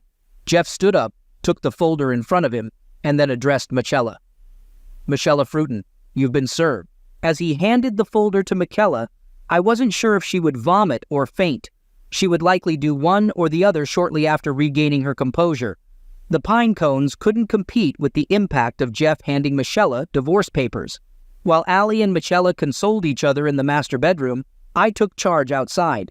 Allie's Audi, an early graduation gift, was loaded onto a carrier and driven away. Everything from her car was left in a trash bag on the front porch. Michela's BMW followed soon after, but the difference was that her things were moved to a 23-year-old sedan, symbolizing our 23 years of marriage. My lawyer reminded me that I still had to provide transportation for Michela. With our credit cards paid off and canceled, both of Allie's cards were canceled since I was the co-signer. I took another shot of bourbon. Cell phones were canceled as well. I had to give Michela a basic phone with limited talk time and text messages. Allie received no such consideration. Both kept their iPhones with all the bells and whistles. In the garage, there was a for sale sign that I swiftly planted in the front yard with a few hits of my hammer. I couldn't actually sell the house yet, since Michaela's name was on the title, but I wanted her to know what our future held. Instead of listening to the Christmas music playing in the living room by the tree, I retreated to the basement. Sitting in the dark was comforting at times, especially when I heard the commotion above me. As they realized that none of their possessions were working, I was called some less-than-Christian names. Those names were mild compared to the ones I had been yelling in my empty hotel room while preparing for this day. "Trevor, we need to talk," was their statement. They speculated that maybe he went for a walk, noticing that his car was still at home, but my car was missing. They thought perhaps Dad had taken it, but he couldn't be driving both. They questioned the presence of an unfamiliar car in front of the house. Their phones weren't working, and they suspected he had canceled their service. They decided to go see if Cindy would let them use her phone. Calm returned to the house, but it was a tactical error on their part. I locked the entry doors. Now they were out of the house without working phones or credit cards. Both left their purses inside, so they had no identification on them. I felt no remorse when I shredded their driver's licenses. It may be petty, but I'm sure it will cause them discomfort as they try to rebuild their lives. Refilling my shot glass, I turned on the television and watched a few minutes of a cheesy feel-good special. Our situation couldn't be farther from the heartwarming story on screen. Sitting in silence seemed like a better choice. There was a commotion at the front door when Michaela and Allie returned. It was then that Michaela's daughter, whom I no longer claimed as my own, realized what was in the trash bag on the porch. Allie shrieked, "Oh my God, this is everything I had in my car. Daddy got rid of my car. Michaela wasn't buying it. He wouldn't do that. It's just not something he would do." "Well, Mom, maybe the reason your car is missing is that he sold it too. I'll be mad if he did. I loved that car." With the doorbell ringing every 2 seconds, it was hard to catch all of their conversations. Michaela was furious. "Trevor, open this door right now. It's freezing out here," I shouted back at them. "Well, Mitch, the keys to your new car are in the ignition. That orange and green Malibu parked in front of the house is your new set of wheels. All your belongings from your old car have been moved over. I'm told the heater takes a while to warm up. It has a full tank of gas. Maybe you could offer your Estimax and stay at his place. He probably still has a thing for you." One yelped, "Lock," and the other said, "He knows." "Trevor, please let me explain." Michaela made a feeble attempt to extend the conversation. A few seconds of silence passed, and Michaela tried a sweeter voice. "Trevor, I know you can hear me. Say something. Merry Christmas. You better leave, Mishi. And take that woman with you." A few minutes later, the old Malibu roared to life. It sounded like it needed a new muffler, but I wasn't surprised, as the guy practically gave me the car to get it off his hands. It wasn't getting fixed on my dime. Without any fanfare, the two traders drove away from the house. It had been ages since I heard about anyone dying from carbon monoxide poisoning due to their muffler. Maybe I'd get lucky. Probably not. About an hour later, I noticed my father-in-law's phone number lighting up my cell phone. We've never been close, but we tolerate each other. After considering whether to answer, I let it go to voicemail. "Hey, Trevor, I've got a couple of upset women here. Thought you might be able to shed some light on the situation. Call me. By the way, Merry Christmas." I muted my cell and sipped some spiked eggnog. Gradually, I came down from my adrenaline rush. The blinking lights of the fake tree put me to sleep. The sun was shining on this cold Christmas morning. All the dishes were still on the dining room table, but the microwave did a good job of heating up my ham and cheesy potatoes. Ham and cheesy potatoes work any time. There were gifts waiting to be opened, but Santa left me nothing, as those gifts under the tree were meant to be opened after dinner. Had anyone even noticed? I hadn't given a single gift to any of them, and I didn't open theirs. Instead, I gathered my most cherished belongings. I didn't include any photos of the family. Any that I found were now scattered on the ground. It took Michaela a few days to find me at my hotel. The sun had set, and there was a bitter breeze. I left the latch on when I answered the door. I half expected another poinsettia sales pitch for a youth sports team, but it was a pale-faced Michaela without her usual makeup or done-up hair. Michaela pleaded, "Trevor, please don't close the door." I didn't close it as I replied, "What do you want, Mishi? She asked. A chance to explain. Can I come in? I firmly responded. No. She continued. Please, Trevor. Your neighbors don't need to hear this. I replied. What part of no don't you understand? I'd be happy to explain it to you. Michaela sighed. Okay, let me start by saying how sorry I am. I can't explain my actions. I asked. What actions are you talking about? Mishi, please, I urged. Trevor, not out here. Let me come in and talk about it. She revealed softly. Having closeness with Max. I reacted. You had something with Max? Well, don't that beat all? Her eyes widened as I continued. You didn't know? She admitted. I suspected, but now it's confirmed. Actions have consequences. Wait, you were going to divorce me without any proof? I replied. Guessed right, didn't I? Have you found an attorney yet? She responded. I'm working on it, but we don't need a divorce. I'll do anything you want to save our marriage. I said, a little late for that. Why didn't you decide to do anything to save our marriage a month ago? I know why. It's because you're selfish and think you're above consequences. You thought you could do whatever you wanted without repercussions. Did you? Tell me immediately. A day later? A week later? How many others have there been? Michaela recoiled at the venom in my voice. That was the only time. You have to believe me. One stupid decision shouldn't doom our marriage. I pressed. Which stupid decision? I count many. Planning to cheat might get you a reprieve. Cheating is a deal breaker. Hiding your cheating ensured no chance of reconciliation. Worst of all was involving your daughter, as I want nothing to do with her anymore. This is all on you. If you had kept your bedroom matters private, she would have never been involved. I hate you.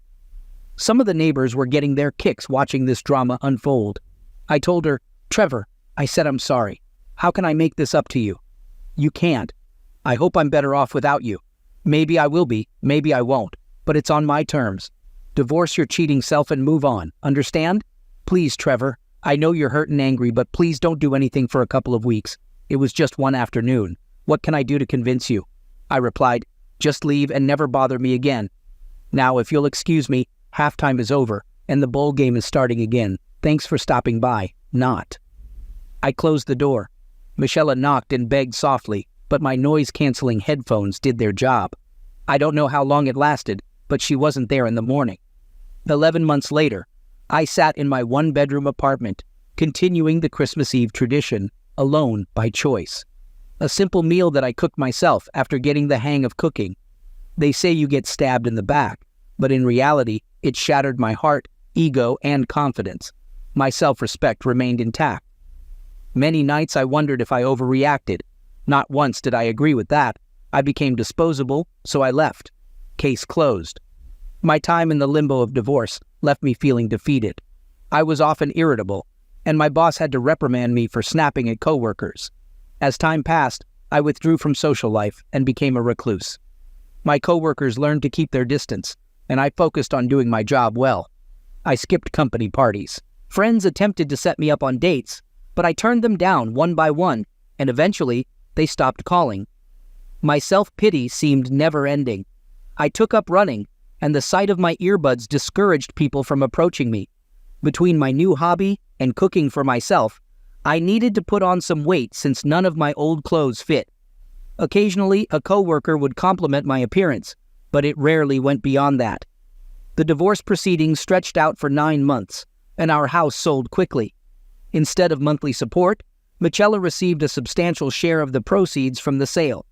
Allie and Jeff went their separate ways, with Jeff blaming me for setting him up with Heather.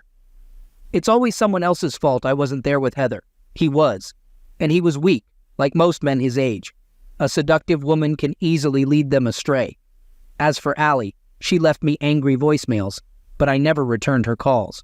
Maybe someday I'll answer, but I wouldn't bet on it. I neither received an invitation nor attended her graduation. The situation was particularly challenging for Michela, as she hadn't held a full-time job since our marriage. My attorney prolonged the financial matters as much as possible. Once the house finally sold, I repaid all the money. The court ruled that she should have been receiving maintenance, and now her comfortable lifestyle was gone. The same applied to mine. During some of the attorney conferences, Michela tried to convince me that she had been incredibly foolish, but I remained stoic, leading to a few tears. Hate is a powerful emotion, and I couldn't seem to control mine.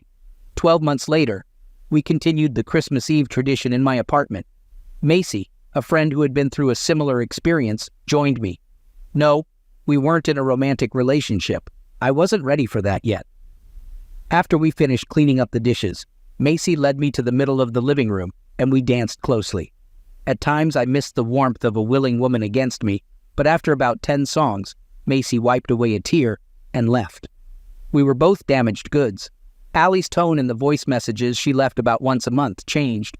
She sounded apologetic, but I never returned her calls. My mother accidentally revealed that Michela had moved in with someone new. I was surprised that my reaction was mostly indifference. I started making small talk with people again. Former coworkers avoided me, and new ones thought I was weird. Making friends was challenging, but I managed to bridge the gap with Macy, and we remained friends. In late January, I received a letter from Ali. I debated whether to open it, but curiosity won. The letter contained a short note and a selfie. "Daddy, I'm sorry that I did you wrong. As you can see in the picture, I'm pregnant. I was wondering if you could find it in your heart to include a grandchild in your life. If not, I understand. Love, Allie." The return address was a few counties over, and there was no mention of a husband. In the picture, I felt torn. I resented what she had done to my life, but I had always wanted grandchildren. It would be a few weeks before I responded. In the meantime, Macy and I parted ways. We both knew we were only there for each other to lean on. She decided to move far away and start over. With a few lingering hugs, she left my life. To keep from going crazy, I took up pickleball at the rec center. It's similar to tennis, but with different rules. Eventually, I played with people of similar abilities, which felt like junior high school. During one game, I accidentally hit Shannon, one of the players, and her friends teased her, suggesting I should kiss it to make it better. I blew her some kisses, and as we were heading out, she asked if I could buy her a soft drink. She said I was very quiet and shy. We walked to a nearby Jamba Juice and continued chatting. We learned about each other, and Shannon was a great conversationalist, unlike me. She eventually asked if I was seeing someone, and I admitted I wasn't, and I wasn't sure if I ever would again. Shannon inquired about my previous relationship. Did she die or leave you? I responded, she cheated on me, and I either couldn't or wouldn't accept it. It's been a few years, and well, I guess I'm not over it. Shannon then asked, what about you? Are you dating anyone? I replied, no one. She seemed surprised. Really? I elaborated, I go on dates, but that's about it. When was the last time you went on a date? Shannon shared, well, I haven't been on a proper date since we separated. I've had people over for dinner, but that's it. I asked, when did your marriage end? She told me, that was December, 26 months ago. Pretty sad, isn't it? I reassured her, not really. When I was dumped for a younger woman, it took me a couple of years to regain the confidence to try again. This entire conversation was making my palms sweaty. Shannon noticed. Let's change the subject, I suggested. Why did you start playing pickleball? Shannon explained, my self-pity was getting tiresome, so I thought I needed something new to do. I shared, that's how I got into it too. My friends convinced me, and I've come to enjoy it. How about you? Shannon said, yeah, I got a paddle, and playing is helping me come out of my shell. Well, I have to run. See you tomorrow. I'm playing at 4 p.m. I replied, sure, nice chatting with you, Shannon. She offered some encouragement. You too, Trevor. Hang in there. Things will only get better. That evening, I felt good enough about myself to respond to Allie. Allie, I'm willing to try. You and I will never be close, but I'd like to at least meet my grandchild. Please let me know when the time is right. Under no circumstances will I be in the same room as your mother, Mr. Fruden. As Allie showed in the selfie, I estimated a May or June delivery date. I'm not sure if Allie received my response as I haven't received another letter from her. The next day at pickleball, Shannon was quite flirtatious, as were a few other ladies. It felt good. After hitting a particularly good shot, Shannon said, you know, Trevor, you look really good in that shirt. I bet you look even better out of it. The women giggled as my face turned red. Funny you should say that, Shannon. I was thinking that you looked really good in those yoga pants. I bet you'd look even better out of them, too. There was hysterical laughter as Shannon turned bright red. Then the ladies started chanting, take 'em off! Take 'em off! Take 'em off! I obliged and took my shirt off. Shannon shook her head vigorously while wagging her finger at me as if I was in trouble. A few of the ladies whistled. As I put my shirt back on, Shannon mouthed, "You're terrible," at me. I blew her a kiss. After the games, there was some light-hearted banter among the ladies, with one of them joking about looking great out of yoga pants. Shannon patiently waited her turn. I engaged in a friendly conversation, and eventually, Shannon asked if I'd buy her a soft drink. I responded saying, "I was just about to ask you." Shannon playfully remarked, "Nice. Yoga pants, huh? Pretty proud of yourself, aren't you?" As we enjoyed our drinks, I mustered the courage to ask Shannon out for dinner at a movie, fearing rejection. Thankfully, she agreed, and having been out of the dating scene for over 27 years, I felt clueless, awkward, and scared initially. But with time, I began to relax, and my previous upbeat personality started to emerge. After several dates, Shannon suggested I spend the night. One evening, Shannon surprised me with a personal question. She asked, "Who were you thinking of when we were intimate?" I had to pause and appreciate you. I wondered what you saw in a person like me. I replied, "A mirror reflection." Our passionate connection grew, and we became more intimate with time. Shannon eventually introduced me to her family and grandchildren, which was initially awkward due to their protective nature. However, as time passed, they accepted me. In early June, Shannon cuddled up to me in bed and suggested celebrating our closeness. As the moment grew more passionate, I realized what she meant, and I shared my knowledge of Ali giving birth to a girl 2 days ago. Our passions flared briefly, and then we made love for an extended period. The next day, I sent flowers to Ali to acknowledge her new motherhood. A day later, I received an overnight letter from Ali, expressing her sincere apologies and the desire to reconnect with me. She mentioned her understanding of the lessons I tried to teach her and the changes she had undergone. She also mentioned her daughter, Bonnie, and the possibility of us reuniting. I shared the letter with Shannon, who found Ali's words sincere and asked me what I intended to do. I expressed my concern about the impact on my relationship with Shannon and received a warm hug and a loving kiss in response. Shannon emphasized the need to let go of the past so that our relationship could flourish. With Shannon by my side, I knocked on Ali's door, surprising her. We shared affectionate cheek hugs and entered her apartment. I held Bonnie and she didn't cry, reminding me of how small babies' hands and feet are. Shannon brought up Ali's marital status, and Ali explained that Bonnie's father was reluctant to commit. Throughout the evening, Ali and I kept our distance. Before leaving, Shannon urged me to express my love to Ali, and I returned to Ali's apartment to give her a hug and tell her that I still loved her. 6 months and a few weeks later, the traditional Christmas Eve dinner was hosted in my apartment, with Shannon, Ali, and me holding Bonnie. I delivered the Christmas blessing, and we all dined and exchanged gifts. Shannon and I spent the night at her house, marking a change in our relationship. 12 months later, we celebrated Christmas Eve at Shannon's house, and life had moved forward. I had found contentment in my life's new chapter. Maintaining fitness becomes challenging as you reach retirement age. That's why, at 65, I make it a point to jog several miles daily, weather permitting. Earlier today, I spotted Wilton Jones, my closest friend and next-door neighbor, driving by in his old beat-up truck.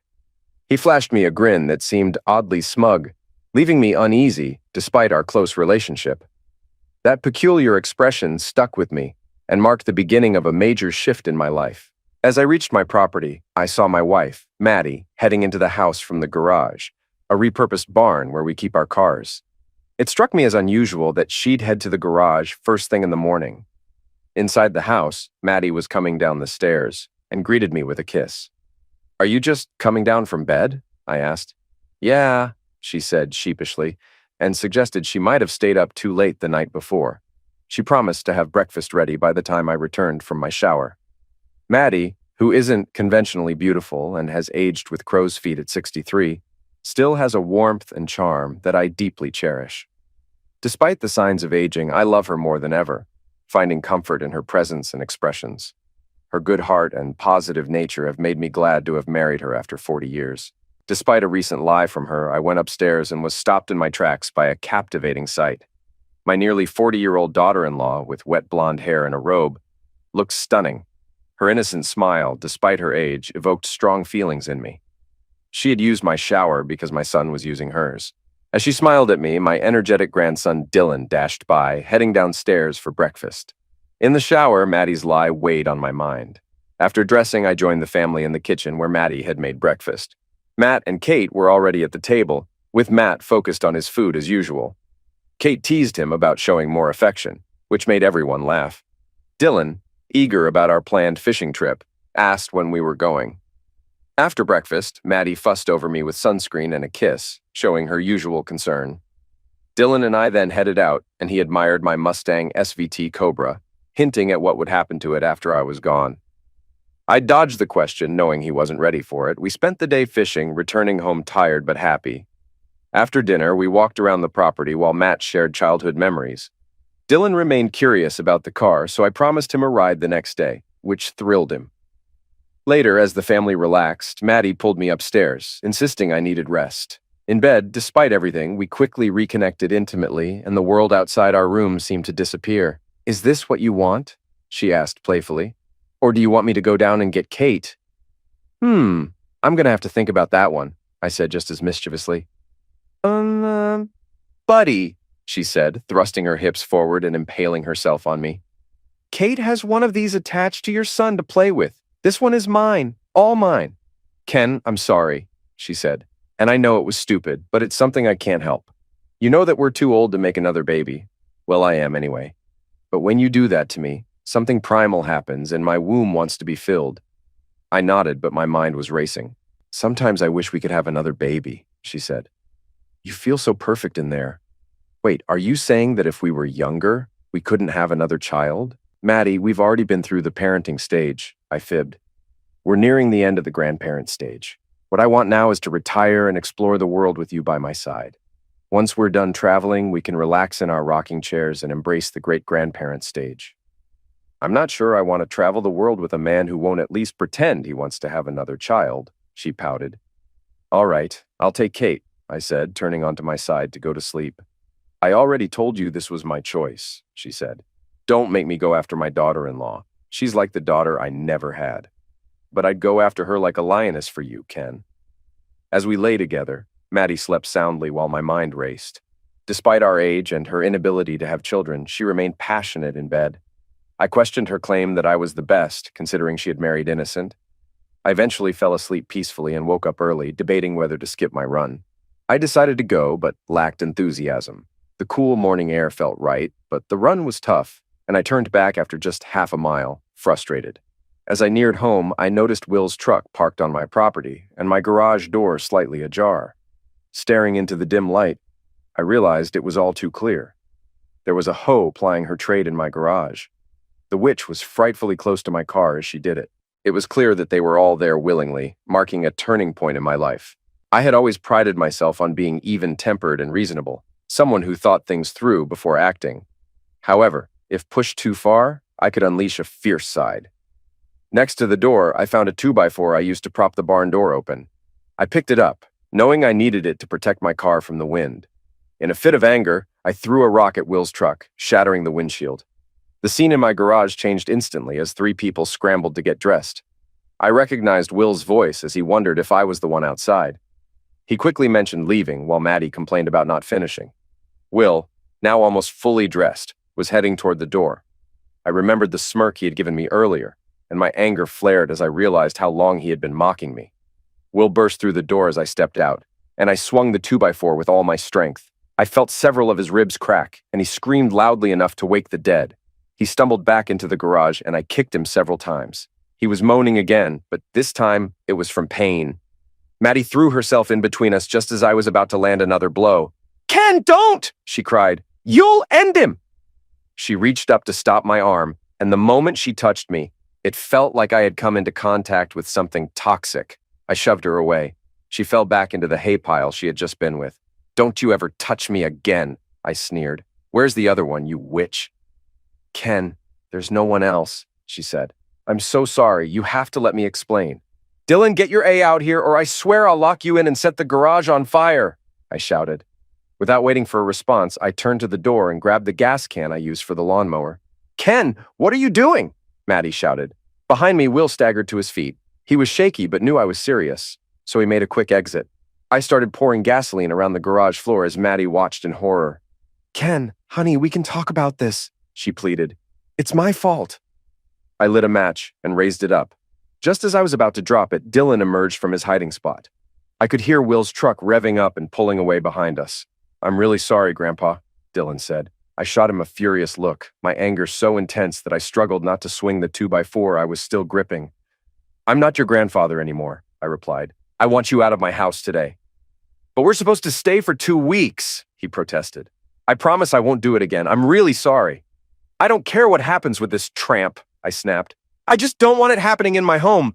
I'll go wake your parents and explain why you need to get the hell out of my sight." "No, please don't," he pleaded.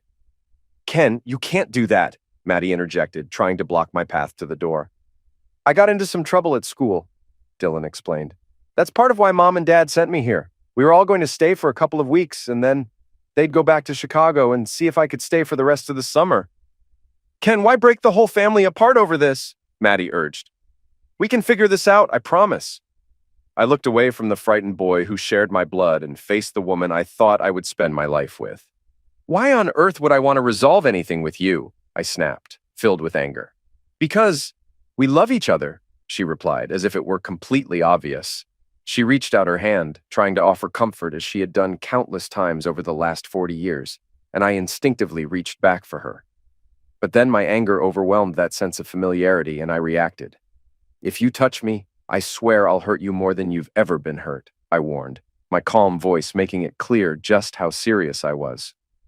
"But Ken," she said, her voice trembling as if I had actually hit her. You don't mean that." I turned and walked into the house, leaving her there. Maddie.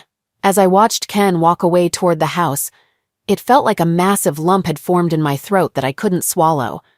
This couldn't be real. Ken couldn't have meant what he said, but then again, he hadn't really said much, had he? He called me a witch and a hoe, but that was just his anger speaking. He told our grandson to leave. He couldn't have really meant that. For the first time in 40 years, I had no idea what Ken was thinking or what he might do next. His outburst at his best friend showed me he was angrier than I had ever seen him. I needed to go after him and calm him down before he did something that could tear our family apart. "Grandma, you have to do something," Dylan complained from behind me. "Dad said this summer is my last chance.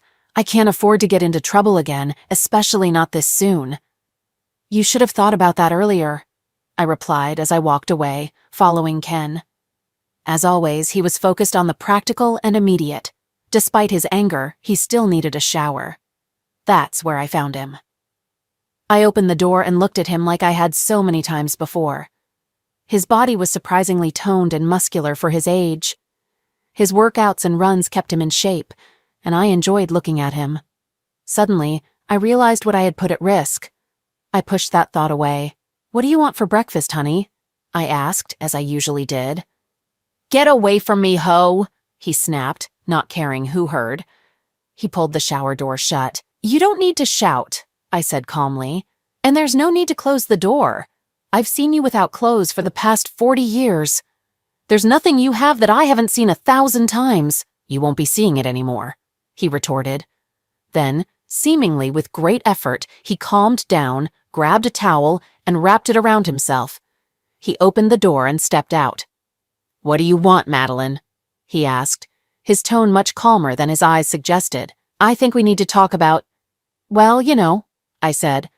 "But maybe we should wait a bit. You need time to calm down, and I need time to explain things to you. We really don't want to spoil the kids' visit. We only see them once or twice a year, so perhaps we should wait until they're gone, okay? I don't want to talk to you," he said. "I don't want to calm down. I don't care about anything you have to say. Pretending to be civil around the kids or lying to them is just another form of deceit. Maybe you've been lying and hiding things for so long that you've lost touch with the truth. But eventually the kids will find out about this. Sooner or later, everyone will know." "What are you talking about?" I asked. "The kids will want to know why we're separating," he replied. Suddenly, my heart started racing and I felt faint. I stumbled but managed to steady myself by grabbing the wall. Ken didn't even hesitate. For the first time in over 40 years, I sensed he didn't care about my health or well-being. I'm pretty sure Chelsea is wondering what happened to Will. I hurt him pretty badly. If he decides to press charges, I might end up in jail. Honestly, I hope he does. I'll tell anyone who asks what happened and why I confronted him. I bet Chelsea will kick him out. That place has been in her family for generations. He won't have a leg to stand on and will be out by nightfall. Ken, you'll destroy their marriage, I said. They have kids to think about. Will also has a business to consider. In a small town like this, he could lose at least half his customers. He's been your best friend since middle school. Why do you want to ruin his life? He ruined mine first, he shot back. While you're so busy worrying about everyone else's kids, families, jobs, and feelings, did you ever think about mine? What about my feelings? What about our son and his family? Ken, I'm sorry if I hurt you, I said. That was never my intention. I love you more than— If you ever say that again, I'll knock your teeth out, he snapped. His expression was completely serious. Ken had gone from calm to furious in an instant. His anger and hatred were palpable. At that moment, I realized just how deeply I had hurt him, and I recognized my mistake. For most of my life, I had taken Ken's love and the certainty that we would always be together for granted. I never considered the possibility that I might lose that love, or that he could doubt for even a moment how much I loved him. Things were deteriorating rapidly. I needed to do something to calm him down before his pain led him to hurt others. What I needed to do was create a sense of normalcy to give him time to process his anger. I left the bathroom and headed downstairs to start breakfast. It was nearly 7, and Matt and Kate would be getting up soon. I wanted to shield them from everything that had happened. As I made my way downstairs, I ran into Kate. "Hi, Mom," she said. Looking at her, I could see why my husband had a crush on her. My daughter-in-law is beautiful, but her beauty isn't so much outward. Kate is one of the sweetest people I've ever met. Matt must have done something extremely great in one of his previous lives to end up with a woman like her. She mentioned a strange dream about Dylan facing a bear, which left me momentarily stunned. She had checked on him, finding him in the kitchen where he was busy eating. Just as we were chatting, Ken came down and hugged Kate, expressing his love for her and asking her to tell Matt the same. However, he didn't acknowledge me, which raised my concern further, especially since he wasn't dressed for work. Moments later, I heard the roar of Ken's Mustang, its aggressive sound reflecting his mood. I wondered if his anger was making him drive more recklessly or if the car truly mirrored his emotions. If it was the latter, Ken was angrier than I had ever seen him. I had mixed feelings. On one hand, it was flattering to think that my husband loved me so fiercely that he could become enraged at the thought of me with someone else.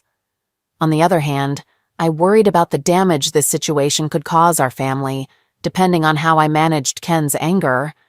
My previous attempts at reasoning with him had failed, so I knew I needed a different approach. Breakfast was quiet. I told Matt and Kate that Ken was at a last-minute meeting with a disgruntled supplier, and they seemed to accept it, especially Kate. Dylan, however, was unusually silent, pushing his food around his plate. Eventually, he asked to be excused and retreated to his room. Kate reassured Dylan that he would have plenty of time with his grandpa, noting their special bond. She expressed her wish that Dylan's relationship with Ken was as strong as her connection with her late father. Despite Kate's sunny demeanor, her words stung, reminding me of the damage my actions had caused to our family. After breakfast, Matt took Dylan fishing, with Kate tagging along, iPad in hand.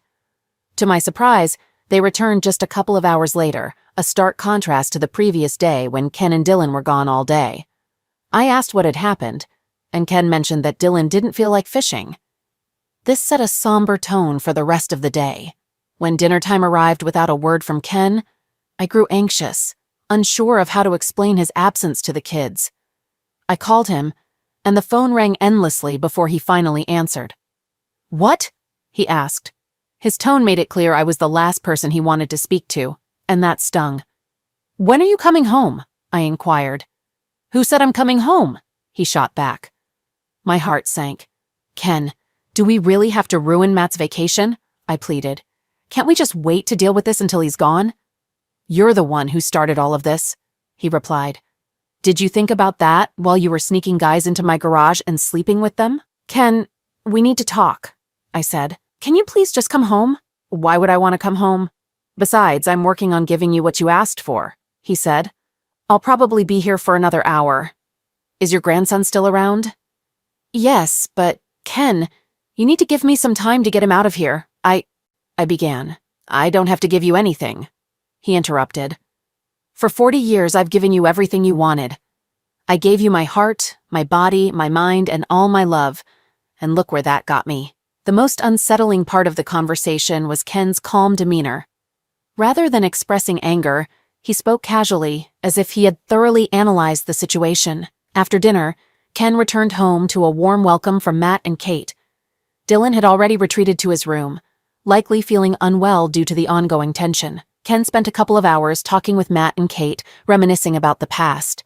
Kate pointed out a picture of Ken in a hospital gown with Matt on his knee, which sparked fond memories for them, though Matt couldn't recall the details. I remembered well the circumstances surrounding that photo. Ken had been a hero, donating his bone marrow to his brother Ben, who suffered from a congenital defect that ran in their family. The transplant had extended Ben's life, but ultimately, the disease returned. Watching Ken interact with Matt and Kate reassured me. I knew he would eventually forgive Dylan and me. It was simply part of who he was. After a while, Matt and Kate went to their room, and Ken entered ours. He barely acknowledged me as he gathered his things, indicating he planned to sleep elsewhere.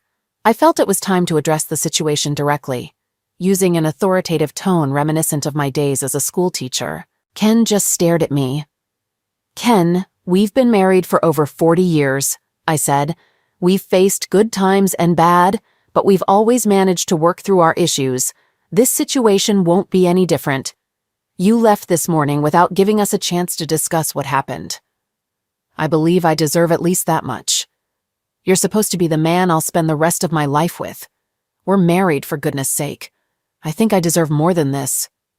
And I think I deserve more than being married to the town hoe," he shot back. At least he kept his voice lower this time. "How long have you been sleeping with my friends? How many of them are there?" "Ken, you have to give me a chance to explain," I urged. "It really isn't what you think." He sat down on the edge of the bed, distancing himself as much as possible. "I'm not contagious," I said. "You can't catch anything from me. Just yesterday, you loved being close to me." His reluctance to touch me or be near me hurt deeply. "Yesterday, I didn't know I was married to a hoe," he spat. "Yesterday, I didn't know my best friend was betraying me. Just wait until I talk to Chelsea." "I thought you were going to let me explain," I said calmly. He simply leaned back on the bed, moving even further away from me. "Go ahead, I don't have all night," he replied. "Ken, you were the first, and until all of this started, the only person I slept with. When we first became intimate, it was scary, and I've never told you this, but it kind of hurt. I only went along with it because you enjoyed it so much, and I loved you, so I put up with it. Over time, it became pleasurable for me too. There were moments when my desire fluctuated, but I always cherished the feelings of being close to you. Things changed for me in my late 40s and early 50s. I started to dislike closeness, but Ken was patient and never pushed or complained. As my feelings began to shift back, predictability crept in. I could anticipate every move he made, and it became routine and boring. Despite enjoying our intimate moments, I found myself wanting more. I loved Ken deeply and didn't want to hurt him, but frustration grew. I discovered that Will was experiencing the opposite with Chelsea, who had lost all interest in closeness. This realization led to complications in my life. I want to clarify that Will is not better than Ken. He's simply different. There are no feelings for him. Our encounters lack the intimacy that Ken and I share. Then Dylan caught us together and threatened to tell Ken unless I gave him something in return. Dylan, being younger and wilder, introduced me to new experiences. But none of this was more important than my marriage. I was going through a phase and believed that since I had accommodated Ken's needs before, he could now understand mine. Ken seemed to consider my points, but questioned why I hadn't communicated my needs for more intimacy earlier. He processed it on his own and decided that we wouldn't be intimate again, stating he would release me from our vows. My anger rose as I argued that I didn't intend to stop our relationship. He handed me papers. As I put on my glasses to read, Ken began packing his things. He pointed out that while I sought fulfillment elsewhere, he had remained faithful. He was hurt that I hadn't given him a chance this time and accused me of wanting freedom outside the marriage. Ken accused me of wanting freedom outside the marriage, saying he wouldn't stop me anymore. I tried to explain that I only wanted him and that it was never about finding someone else. It was just about act. He told me he had filed for divorce, offering a 50-50th split and allowing me to stay in the house as long as no other men were brought there. He made it clear that the house would go to our children, excluding Dylan. As Ken drove away, I was left hoping he might return. I went through the pain of watching the man I loved walk out of my life, taking only the essentials. The next morning, I lied to the kids, saying Ken had left for work. They sensed something was wrong, and the days that followed were filled with tension as I struggled to maintain the appearance of normalcy. Dylan struggled with the loss of his close relationship with Ken, and soon expressed a desire to go home. A few days later, Chelsea arrived in tears, revealing that Will had been in a serious car accident, crashing into a tree. His injuries, combined with a heart condition, had caused his heart to stop temporarily, leaving him in a coma. Chelsea returned to the hospital, while I was left feeling guilty for my part in the situation and the lies I told about Ken. Only Paul, Ken's lawyer, knew the truth, but was bound by confidentiality. Meanwhile, Matt and Kate took Dylan back to Chicago, promising to return for Christmas. I spent my days supporting Chelsea at the hospital. Over the months, as Will's condition worsened, Chelsea and I grew closer, though I couldn't shake the guilt. Doctors informed me that Will's heart condition was long-standing and likely would have caused a heart attack regardless of Ken's involvement. This brought some relief, knowing Ken wouldn't have to bear that guilt when he returned. By Christmas, I finally told the kids that Ken had left, offering vague explanations. They surprisingly accepted it. Matt was upset with Ken, while Kate believed he had his reasons, leading to tension between them. One night, alone with Dylan, he inappropriately touched me, and I reacted by punching him, causing him to vomit. I confronted him about the chaos he'd caused, reminding him that Ken had cut him out of the will and vowed never to cheat again. A year after Ken left, Matt and Kate divorced. They occasionally reached out, asking me to let Dylan visit, but I always found excuses. Dylan's life spiraled. He flunked out of college, struggled to keep jobs, and constantly got into trouble. Will eventually passed away, and Chelsea found love again with a paraplegic man she met at the hospital. They seemed genuinely happy together. I tried dating after Ken left, but nothing worked. Deep down, I only wanted him. Eventually, it became clear that no one else wanted me either. I posted ads on dating sites but got no responses. The few times I had closeness, it was with men who were as unsatisfying as the encounters themselves. This led me to reflect on my life, feeling like a lonely woman who had ruined her own happiness. My desire for closeness faded after Ken left, and those experiences were more about curiosity than actual want. I realized even my time with Will only mattered because of Ken. Living without him was unbearable. 3 years later, after his departure, I looked in the mirror and barely recognized myself. I appeared older and more defeated. Then I received a call from Matt, whom I hadn't heard from in months. He sounded emotional, asking me to call him or Kate. Before I could respond, Kate arrived at my door, her once beautiful face now showing pain from the divorce. She hugged me tightly, and her concern made me regret trying to joke about my age. Kate revealed that Dylan was in trouble. Her tone conveyed a mother's desperation. I hadn't seen Dylan since I hit him years ago, and my feelings toward him were complicated. Over the years, I understood that I had been dealing with a hormone imbalance, which I had tried to treat on my own. Losing Ken was mostly my fault, but I also blamed Will and Dylan. Blaming Will, now gone, accomplished nothing. Dylan had betrayed me by blackmailing me and betraying his grandfather. Even after seeing how hurt Ken was, Dylan had the nerve to make another move on me. I'll never forget the satisfaction of knocking him down and the stupid look on his face. "Mom, Dylan has it," Kate whined. Dylan has what? I asked, certain that whatever it wasn't a job. The boy had been guilt-tripping both parents over the divorce to squeeze money from them. What they seemed to overlook was that Dylan was over 21 when they split. He was an adult. "My baby has that cancer that runs in the family," she cried. My heart sank. "Mom, what am I going to do?" she sobbed. "We'll get him the best doctors available," I assured her, reaching out to hug her. In that moment, I wished I could take away some of her pain. However, my compassion only extended to Kate. Dylan was still a snake in my eyes. "Mom, can you contact Dad for us?" she asked. Matt told me Dad saved his brother by giving him bone marrow. He has some kind of antibodies in his bone marrow that helped keep it dormant for a while. I just stared at her blankly. "Can't they use Matt's bone marrow?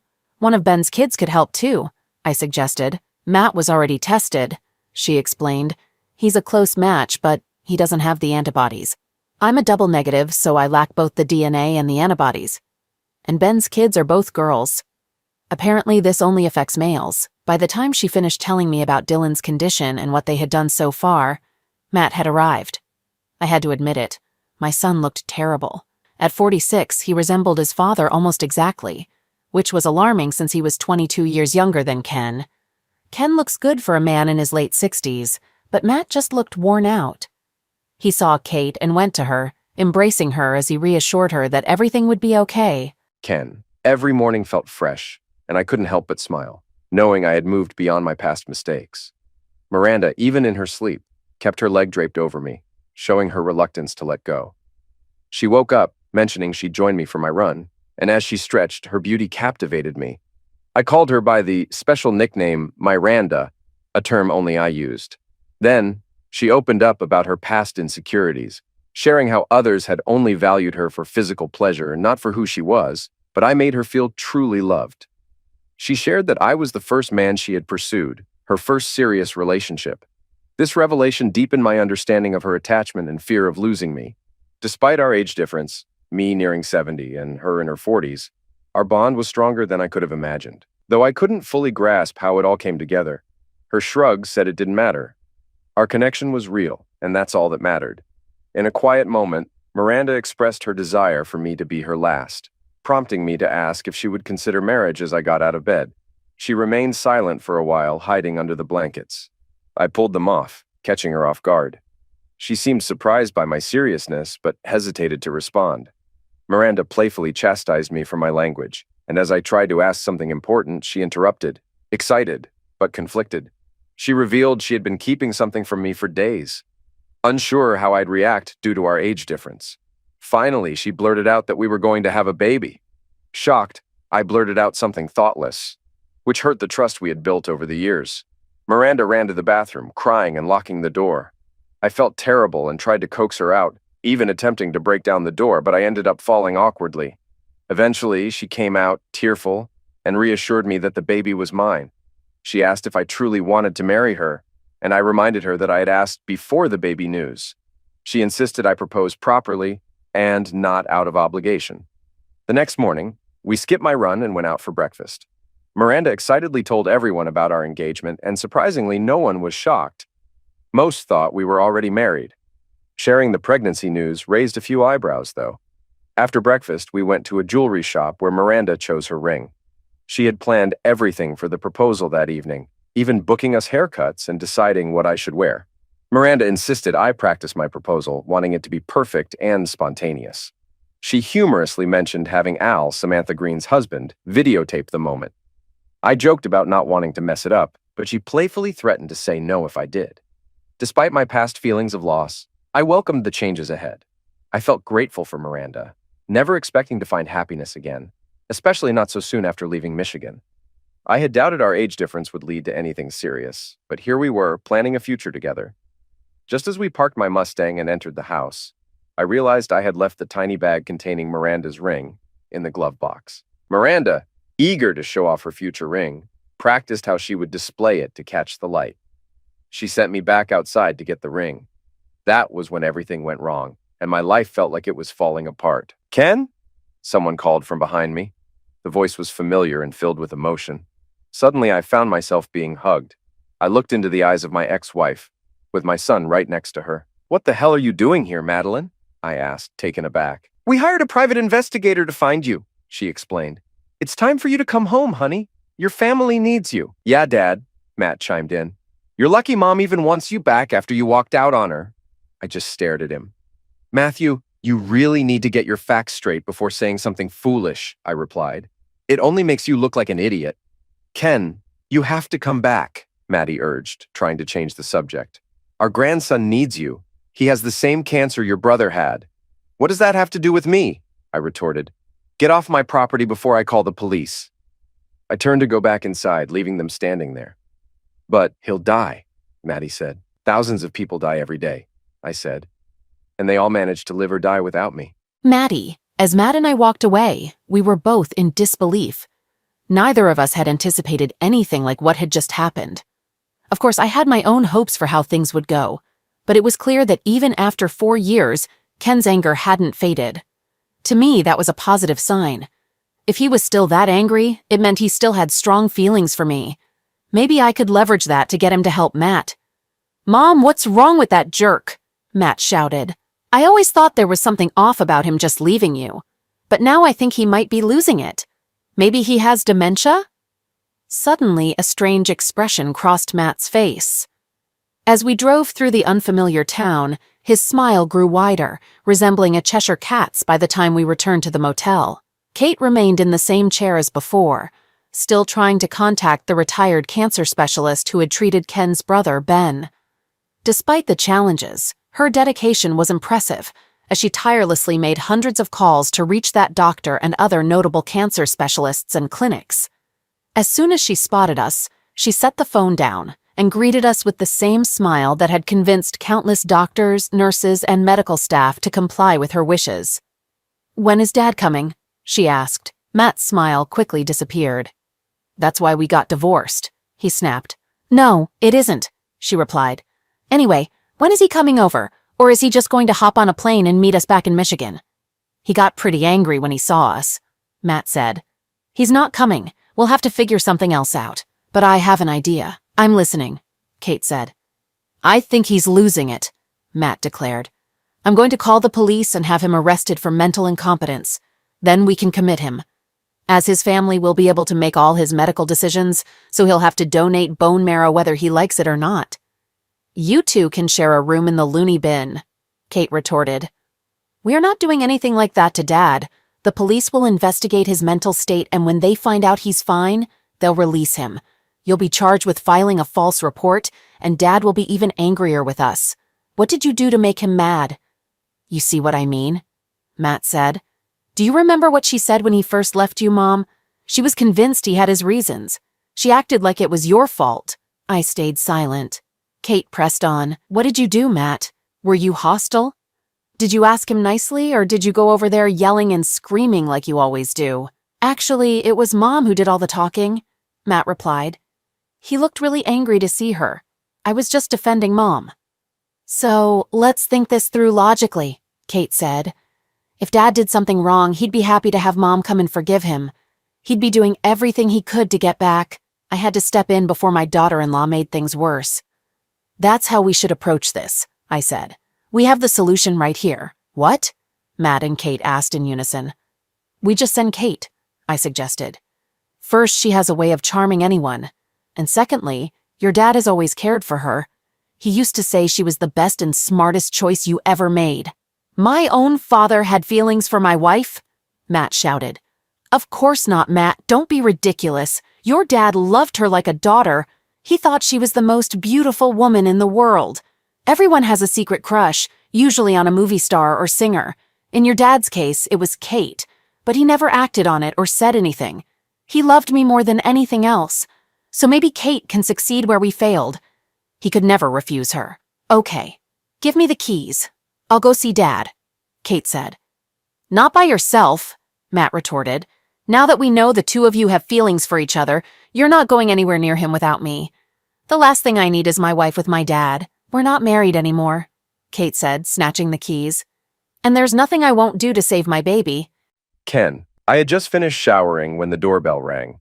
Moments later, I heard Randa answer the door, her uneven footsteps indicating she was only wearing one shoe. When I entered the living room, I found Miranda glaring at my daughter-in-law, Kate. It struck me how much Miranda resembled Kate, though they weren't identical. Kate was classier and taller, while Miranda had a fuller figure. Both shared heart-shaped faces and beautiful eyes. Kate's blue like the sea, Miranda's green like emeralds. In that tense moment, it was clear they were both upset, creating an atmosphere thick with tension. I braced myself for the impending clash, wanting to find shelter from the storm of emotions that was about to erupt. "Miranda, you hoe, what are you doing in my father's house?" Kate shouted. "As I remember it," Miranda retorted, "your father wasn't exactly a saint. He was an alcoholic and he doesn't live here." "You've probably slept with so many men that you've mixed my father up with someone else," Kate spat. "Oh no, I remember him very well," Miranda replied. "I always remember those who were supposed to be family but treated me poorly. I especially remember the ones who looked down on me in public but tried to take advantage of me in private. He was my mother's brother. He shouldn't have tried to get me drunk and sleep with me." Kate gasped, shocked by the revelation. "Why are you surprised, Katie? You were just as bad. You were my favorite cousin, and you abandoned me like everyone else. It hurt more coming from you. I looked up to you and wanted to be just like you. When you turned your back on me, Miranda, I went away to college," Kate interrupted. "When I came back, you were known as the town hoe. According to everyone I talked to, including your parents, you had slept with almost every guy in town, many of them more than once. And you believed it, of course," Miranda said. She started to cry, and that was my cue. I walked into the room and wrapped her in my arms. I sat down on the sofa with her in my lap, gently rocking her. "Kate, I think you should leave," I said. Seeing the hurt in her eyes made me feel guilty. "Dad, what is she to you?" Kate asked.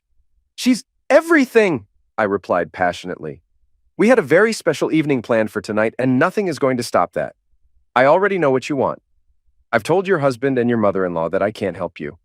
It was nice seeing you again, but you really need to go. Dad, Matt and I are no longer married," she said. "I don't know what's happening between you and my cousin or why you won't help your own grandson. Something is really off here, so can you postpone your special night so we can talk?" She flashed me her best smile. "No," I said firmly. "There's nothing in the world that would make me delay tonight." "Fine, we'll talk in the morning," she replied. "We'll settle all of this once and for all." "There's nothing to settle," I said. "Dad, please," she pleaded. "I know I'm not your biological daughter, but I always wished I was. I've always felt like one, so can we just talk and get everything out in the open?" "He said no," Miranda interjected. "You can't have him. If you don't leave us alone, I'll kick your skinny A." "Miranda, this isn't your concern," Kate shot back. "This is family business." "Do you know what this is?" Miranda asked, flashing her hand to show her ring, which caught the light. "I am his family. He's mine. We're getting married and we're going to—" She hesitated. "We're going to stay together forever. I'll be here early tomorrow," Kate said. "I'll come alone, so maybe I can figure out what's going on between my cousin and me. Then we can all get together to discuss everything else. I have a feeling things are going to get messy. We might all end up smelling bad when this is over." After Kate left, Miranda looked at me with tears in her eyes, accusing me of only loving her because she resembled Kate. I reassured her that my feelings were genuine and that nothing had changed. I loved her more than anything. Miranda smirked, saying she would invite her family to the wedding, to which I agreed, teasing that she should gather their addresses since she claimed not to have any family. Our evening unfolded as Miranda had envisioned. When I finally got down on one knee, every eye in the restaurant was on us. Before I could ask the question, she exclaimed, "Yes!" so loudly that even the cooks came out to see. We received a complimentary dessert, leaving me to wonder if Miranda had arranged it. Back home, she insisted on watching the proposal video multiple times, sharing it on social media. By the third viewing, I was exhausted and ready for bed, but Miranda had other plans. As we lay down, our kisses ignited a passionate encounter, and I lost myself in the intensity of our connection that night. We woke up and went for a run, with Miranda following me on her bike. Upon returning home, we found Kate waiting for us on the porch. After showering, the three of us made breakfast together and enjoyed it on the deck. As we finished eating, Miranda opened up about her past, revealing how she had always tried to emulate Kate in appearance and behavior. Growing up with a religious mother and an alcoholic father, Miranda had lived a sheltered life, never even experiencing a kiss by the age of 18. She contrasted this with Kate's seemingly perfect life, which included marriage and pregnancy at a young age, something Miranda envied deeply. Unable to attend college, Miranda began working as a waitress. After a long Super Bowl shift, she accepted a ride home from two classmates who gave her beer laced with something she didn't recognize. The next morning, she woke up on the side of the road, realizing she had been offended by 6 men. The town, however, turned against her when a video made it appear as though she had willingly participated.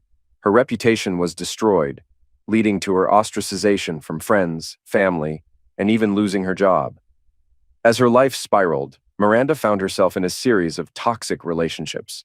Seeking affection, she was often taken advantage of, and one particularly harmful relationship with a married man further damaged her reputation. Her loneliness led to heavy drinking, and she found herself stuck in a destructive cycle of alcohol and meaningless encounters. By her 30s, Miranda felt utterly devalued, with her only interactions being abusive and exploitative. Her male relatives, who should have protected her, instead treated her cruelly, and as she aged, she felt even more discarded. She recounted an incident where her cousin, Horace, physically assaulted her at a bar after she rejected him, causing her to lose her front teeth in a violent punch, while bystanders laughed. Her life in Ohio was marked by abuse and neglect until a pivotal moment on July 3, 2010. While waitressing at a bar, a group of men attempted to force her into something horrible. However, a sober older man intervened, managing to stop the situation from escalating further. This moment marked a turning point in Miranda's life, as someone finally stood up for her amidst a town that had treated her so poorly. I stood up to the 4 guys, determined to protect Miranda. One tried to shove me, but I grabbed a wooden chair and swung it hard, knocking one of them out cold. The others froze, unsure what to do next. Just then, 3 gunshots rang out, silencing the room. The cops had arrived, firing into the ceiling to stop the fight. Instead of helping, the cops turned on me, telling me to leave town. They said there was no place for someone like me, and they laughed when I told them those men had tried to gang ape Miranda. They dismissed it, saying you can't ape a hoe, and told me to get in my Mustang and leave before they changed their minds about not charging me. As I walked out, I heard them harassing Miranda, blaming her for everything. She stumbled out of the bar, too drunk to stand, and just as she started to fall, I caught her. I knew I had to get her out of there, away from the cruelty of the town. The next morning, Miranda woke up to the smell of breakfast. She felt better despite her hangover, and was surprised to see I had made her food. We were about 50 miles south of the town, staying in a motel near a Greyhound bus terminal. I offered her money for a bus ticket home, suggesting she could return when things calmed down. She noticed the kindness in my eyes, though there was also a sadness, as if I had lost something important. We ate in silence, and Miranda was taken aback by how I treated her like a person, not just an object. When she asked if we'd slept together, I explained that I had slept on the sofa, leaving her fully clothed, as I was worried about her safety in her drunken state. She was shocked that I hadn't taken advantage of her, something she wasn't used to. I told her I was heading somewhere new to start over. Without any better plans and a gut feeling that she was meant to come with me, Miranda asked if she could tag along. I agreed, and we stayed together, eventually finding a house in bad shape that we fixed up ourselves. Despite my belief that she would one day find someone closer to her age, Miranda assured me she wasn't leaving. Getting Miranda's teeth fixed was tough, but it gave me a chance to be close to her. She'd lie on the couch and I'd hold her. She'd try to get my attention romantically by wearing tight clothes, but I didn't react like the other men she'd known. I wasn't like them, and I think that confused her. Things got messy when local women started showing up, bringing food and trying to win me over. Miranda stayed close to me, throwing away their offerings. She was especially jealous of one woman who caught my eye despite being only 10 years older than her. One evening, while I was in the shower, Miranda kicked out a woman who had invited us to a church social. When I came down, we had our first argument. I told her she was blocking me, but she made it clear I was hers. I wiped her tears and kissed her, and for the first time, it felt real and intimate. But just as things heated up, I sat on the sofa and turned on the TV, leaving her frustrated. I admitted I was scared of ruining what we had, afraid that intimacy might complicate things. She shut me up with a kiss. Later that night, she moved her stuff into my dresser, making it clear she wasn't leaving. We didn't have closeness, but we got comfortable, and she warned me not to bring any more women around. She made it clear I was hers, and that was the start of our life together. The last 3 years have been great, until Kate showed up. So, you're his daughter-in-law, or you used to be, and you're my cousin, or you used to be. None of that matters, Kate. Both of us have put the past behind us. We weren't happy in the past, and we aren't going to start looking back now. We have a bright future ahead of us. So thanks for coming all the way out here, but whatever you're selling, we aren't buying it. Kate, on the other hand, seemed unaware of what had happened over the years, admitting that life had gotten in the way and she had lost touch. She acknowledged the troubled nature of our family in Ohio, but seemed genuinely sorry for not knowing more. Before she could finish, the doorbell rang, and Miranda's tense call for me to come inside made it clear something was wrong. When I walked into the living room, I saw Matt and Maddie standing at the door. "Fantastic!" I exclaimed. "Now they're all here." Kate entered the room behind me. "I told you to let me handle this," she replied. "I didn't want to leave you alone with him," Matt shot back. "What does it matter to you?" she retorted. "We're not married anymore." "And whose fault is that?" he shouted. "You wanted the divorce? You asked for it." "I never wanted it, jerk. I just wanted you to fight for us. I needed to know if I meant enough to you for you to put in some effort to keep me," Kate argued. "That's nonsense," Matt replied harshly. "You had feelings for my dad. Even when he abandoned my mom, you were on his side. Mom told me he thought you were the most beautiful woman he'd ever seen. It's no surprise he left my mother.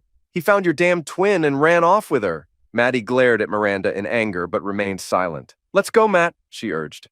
"This is all too bizarre," Kate said. "Mom, you just walked in and saw Dad for the first or second time in 4 years. You just found out he's living with my cousin, and it feels like I'm more shocked than you are. What's going on?" "All right, we need to sort all of this out," I interjected. "I have a life to get back to, and as long as this mess hangs over me, you all won't leave me in peace. So let's act like adults, go sit on my deck, and talk this through." We all headed back out to my deck.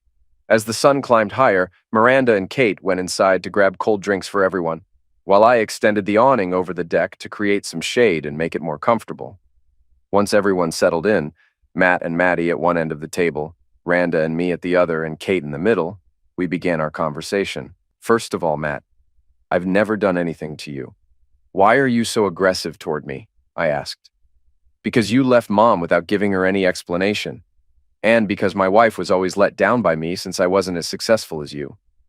I'm not some big business genius, so I could never measure up," he replied. Both Kate and I started to chuckle. "Come on, Matt," Maddie said. "They're not taking us seriously. They're laughing at your feelings." "Katie, you go ahead," I suggested. "Matt, you're such an idiot," Kate said. "You've always been one. If you don't get your act together, you'll stay an idiot forever. Yes, I love your dad. There, I said it. Are you happy now?" Matt looked shocked. "I love him so much it's off the charts," she added, leaning closer to him. "You selfish witch," Miranda spat. "I'm going to—" "Calm down, cousin," Kate smiled. "Matt, I love him like a father and he loves me like a daughter. My own dad was an alcoholic who never cared about me or his kids. And yeah, Matt, I wanted you to be more like your dad. But it wasn't about money. It was about your time and attention. Your dad treated your mom like a queen. They were hardly ever apart. She was his whole world. Even after 40 years of marriage, they walked around holding hands. He treated her like she was gold. It's the same way he treats my cousin now. Just look at them.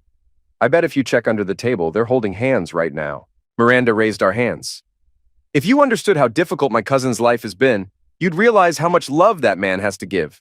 That's what I needed from you. I never cared about being rich or making a lot of money.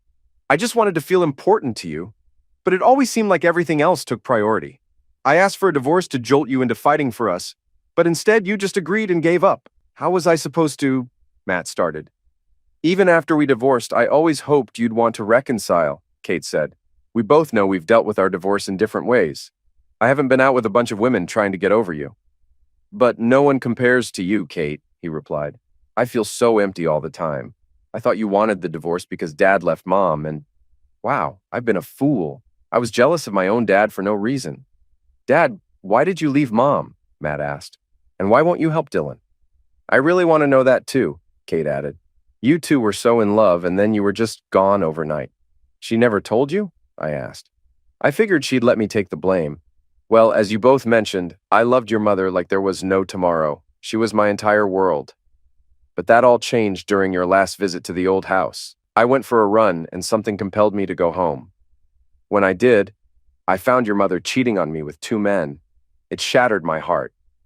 I had never felt such pain before. I just lost it.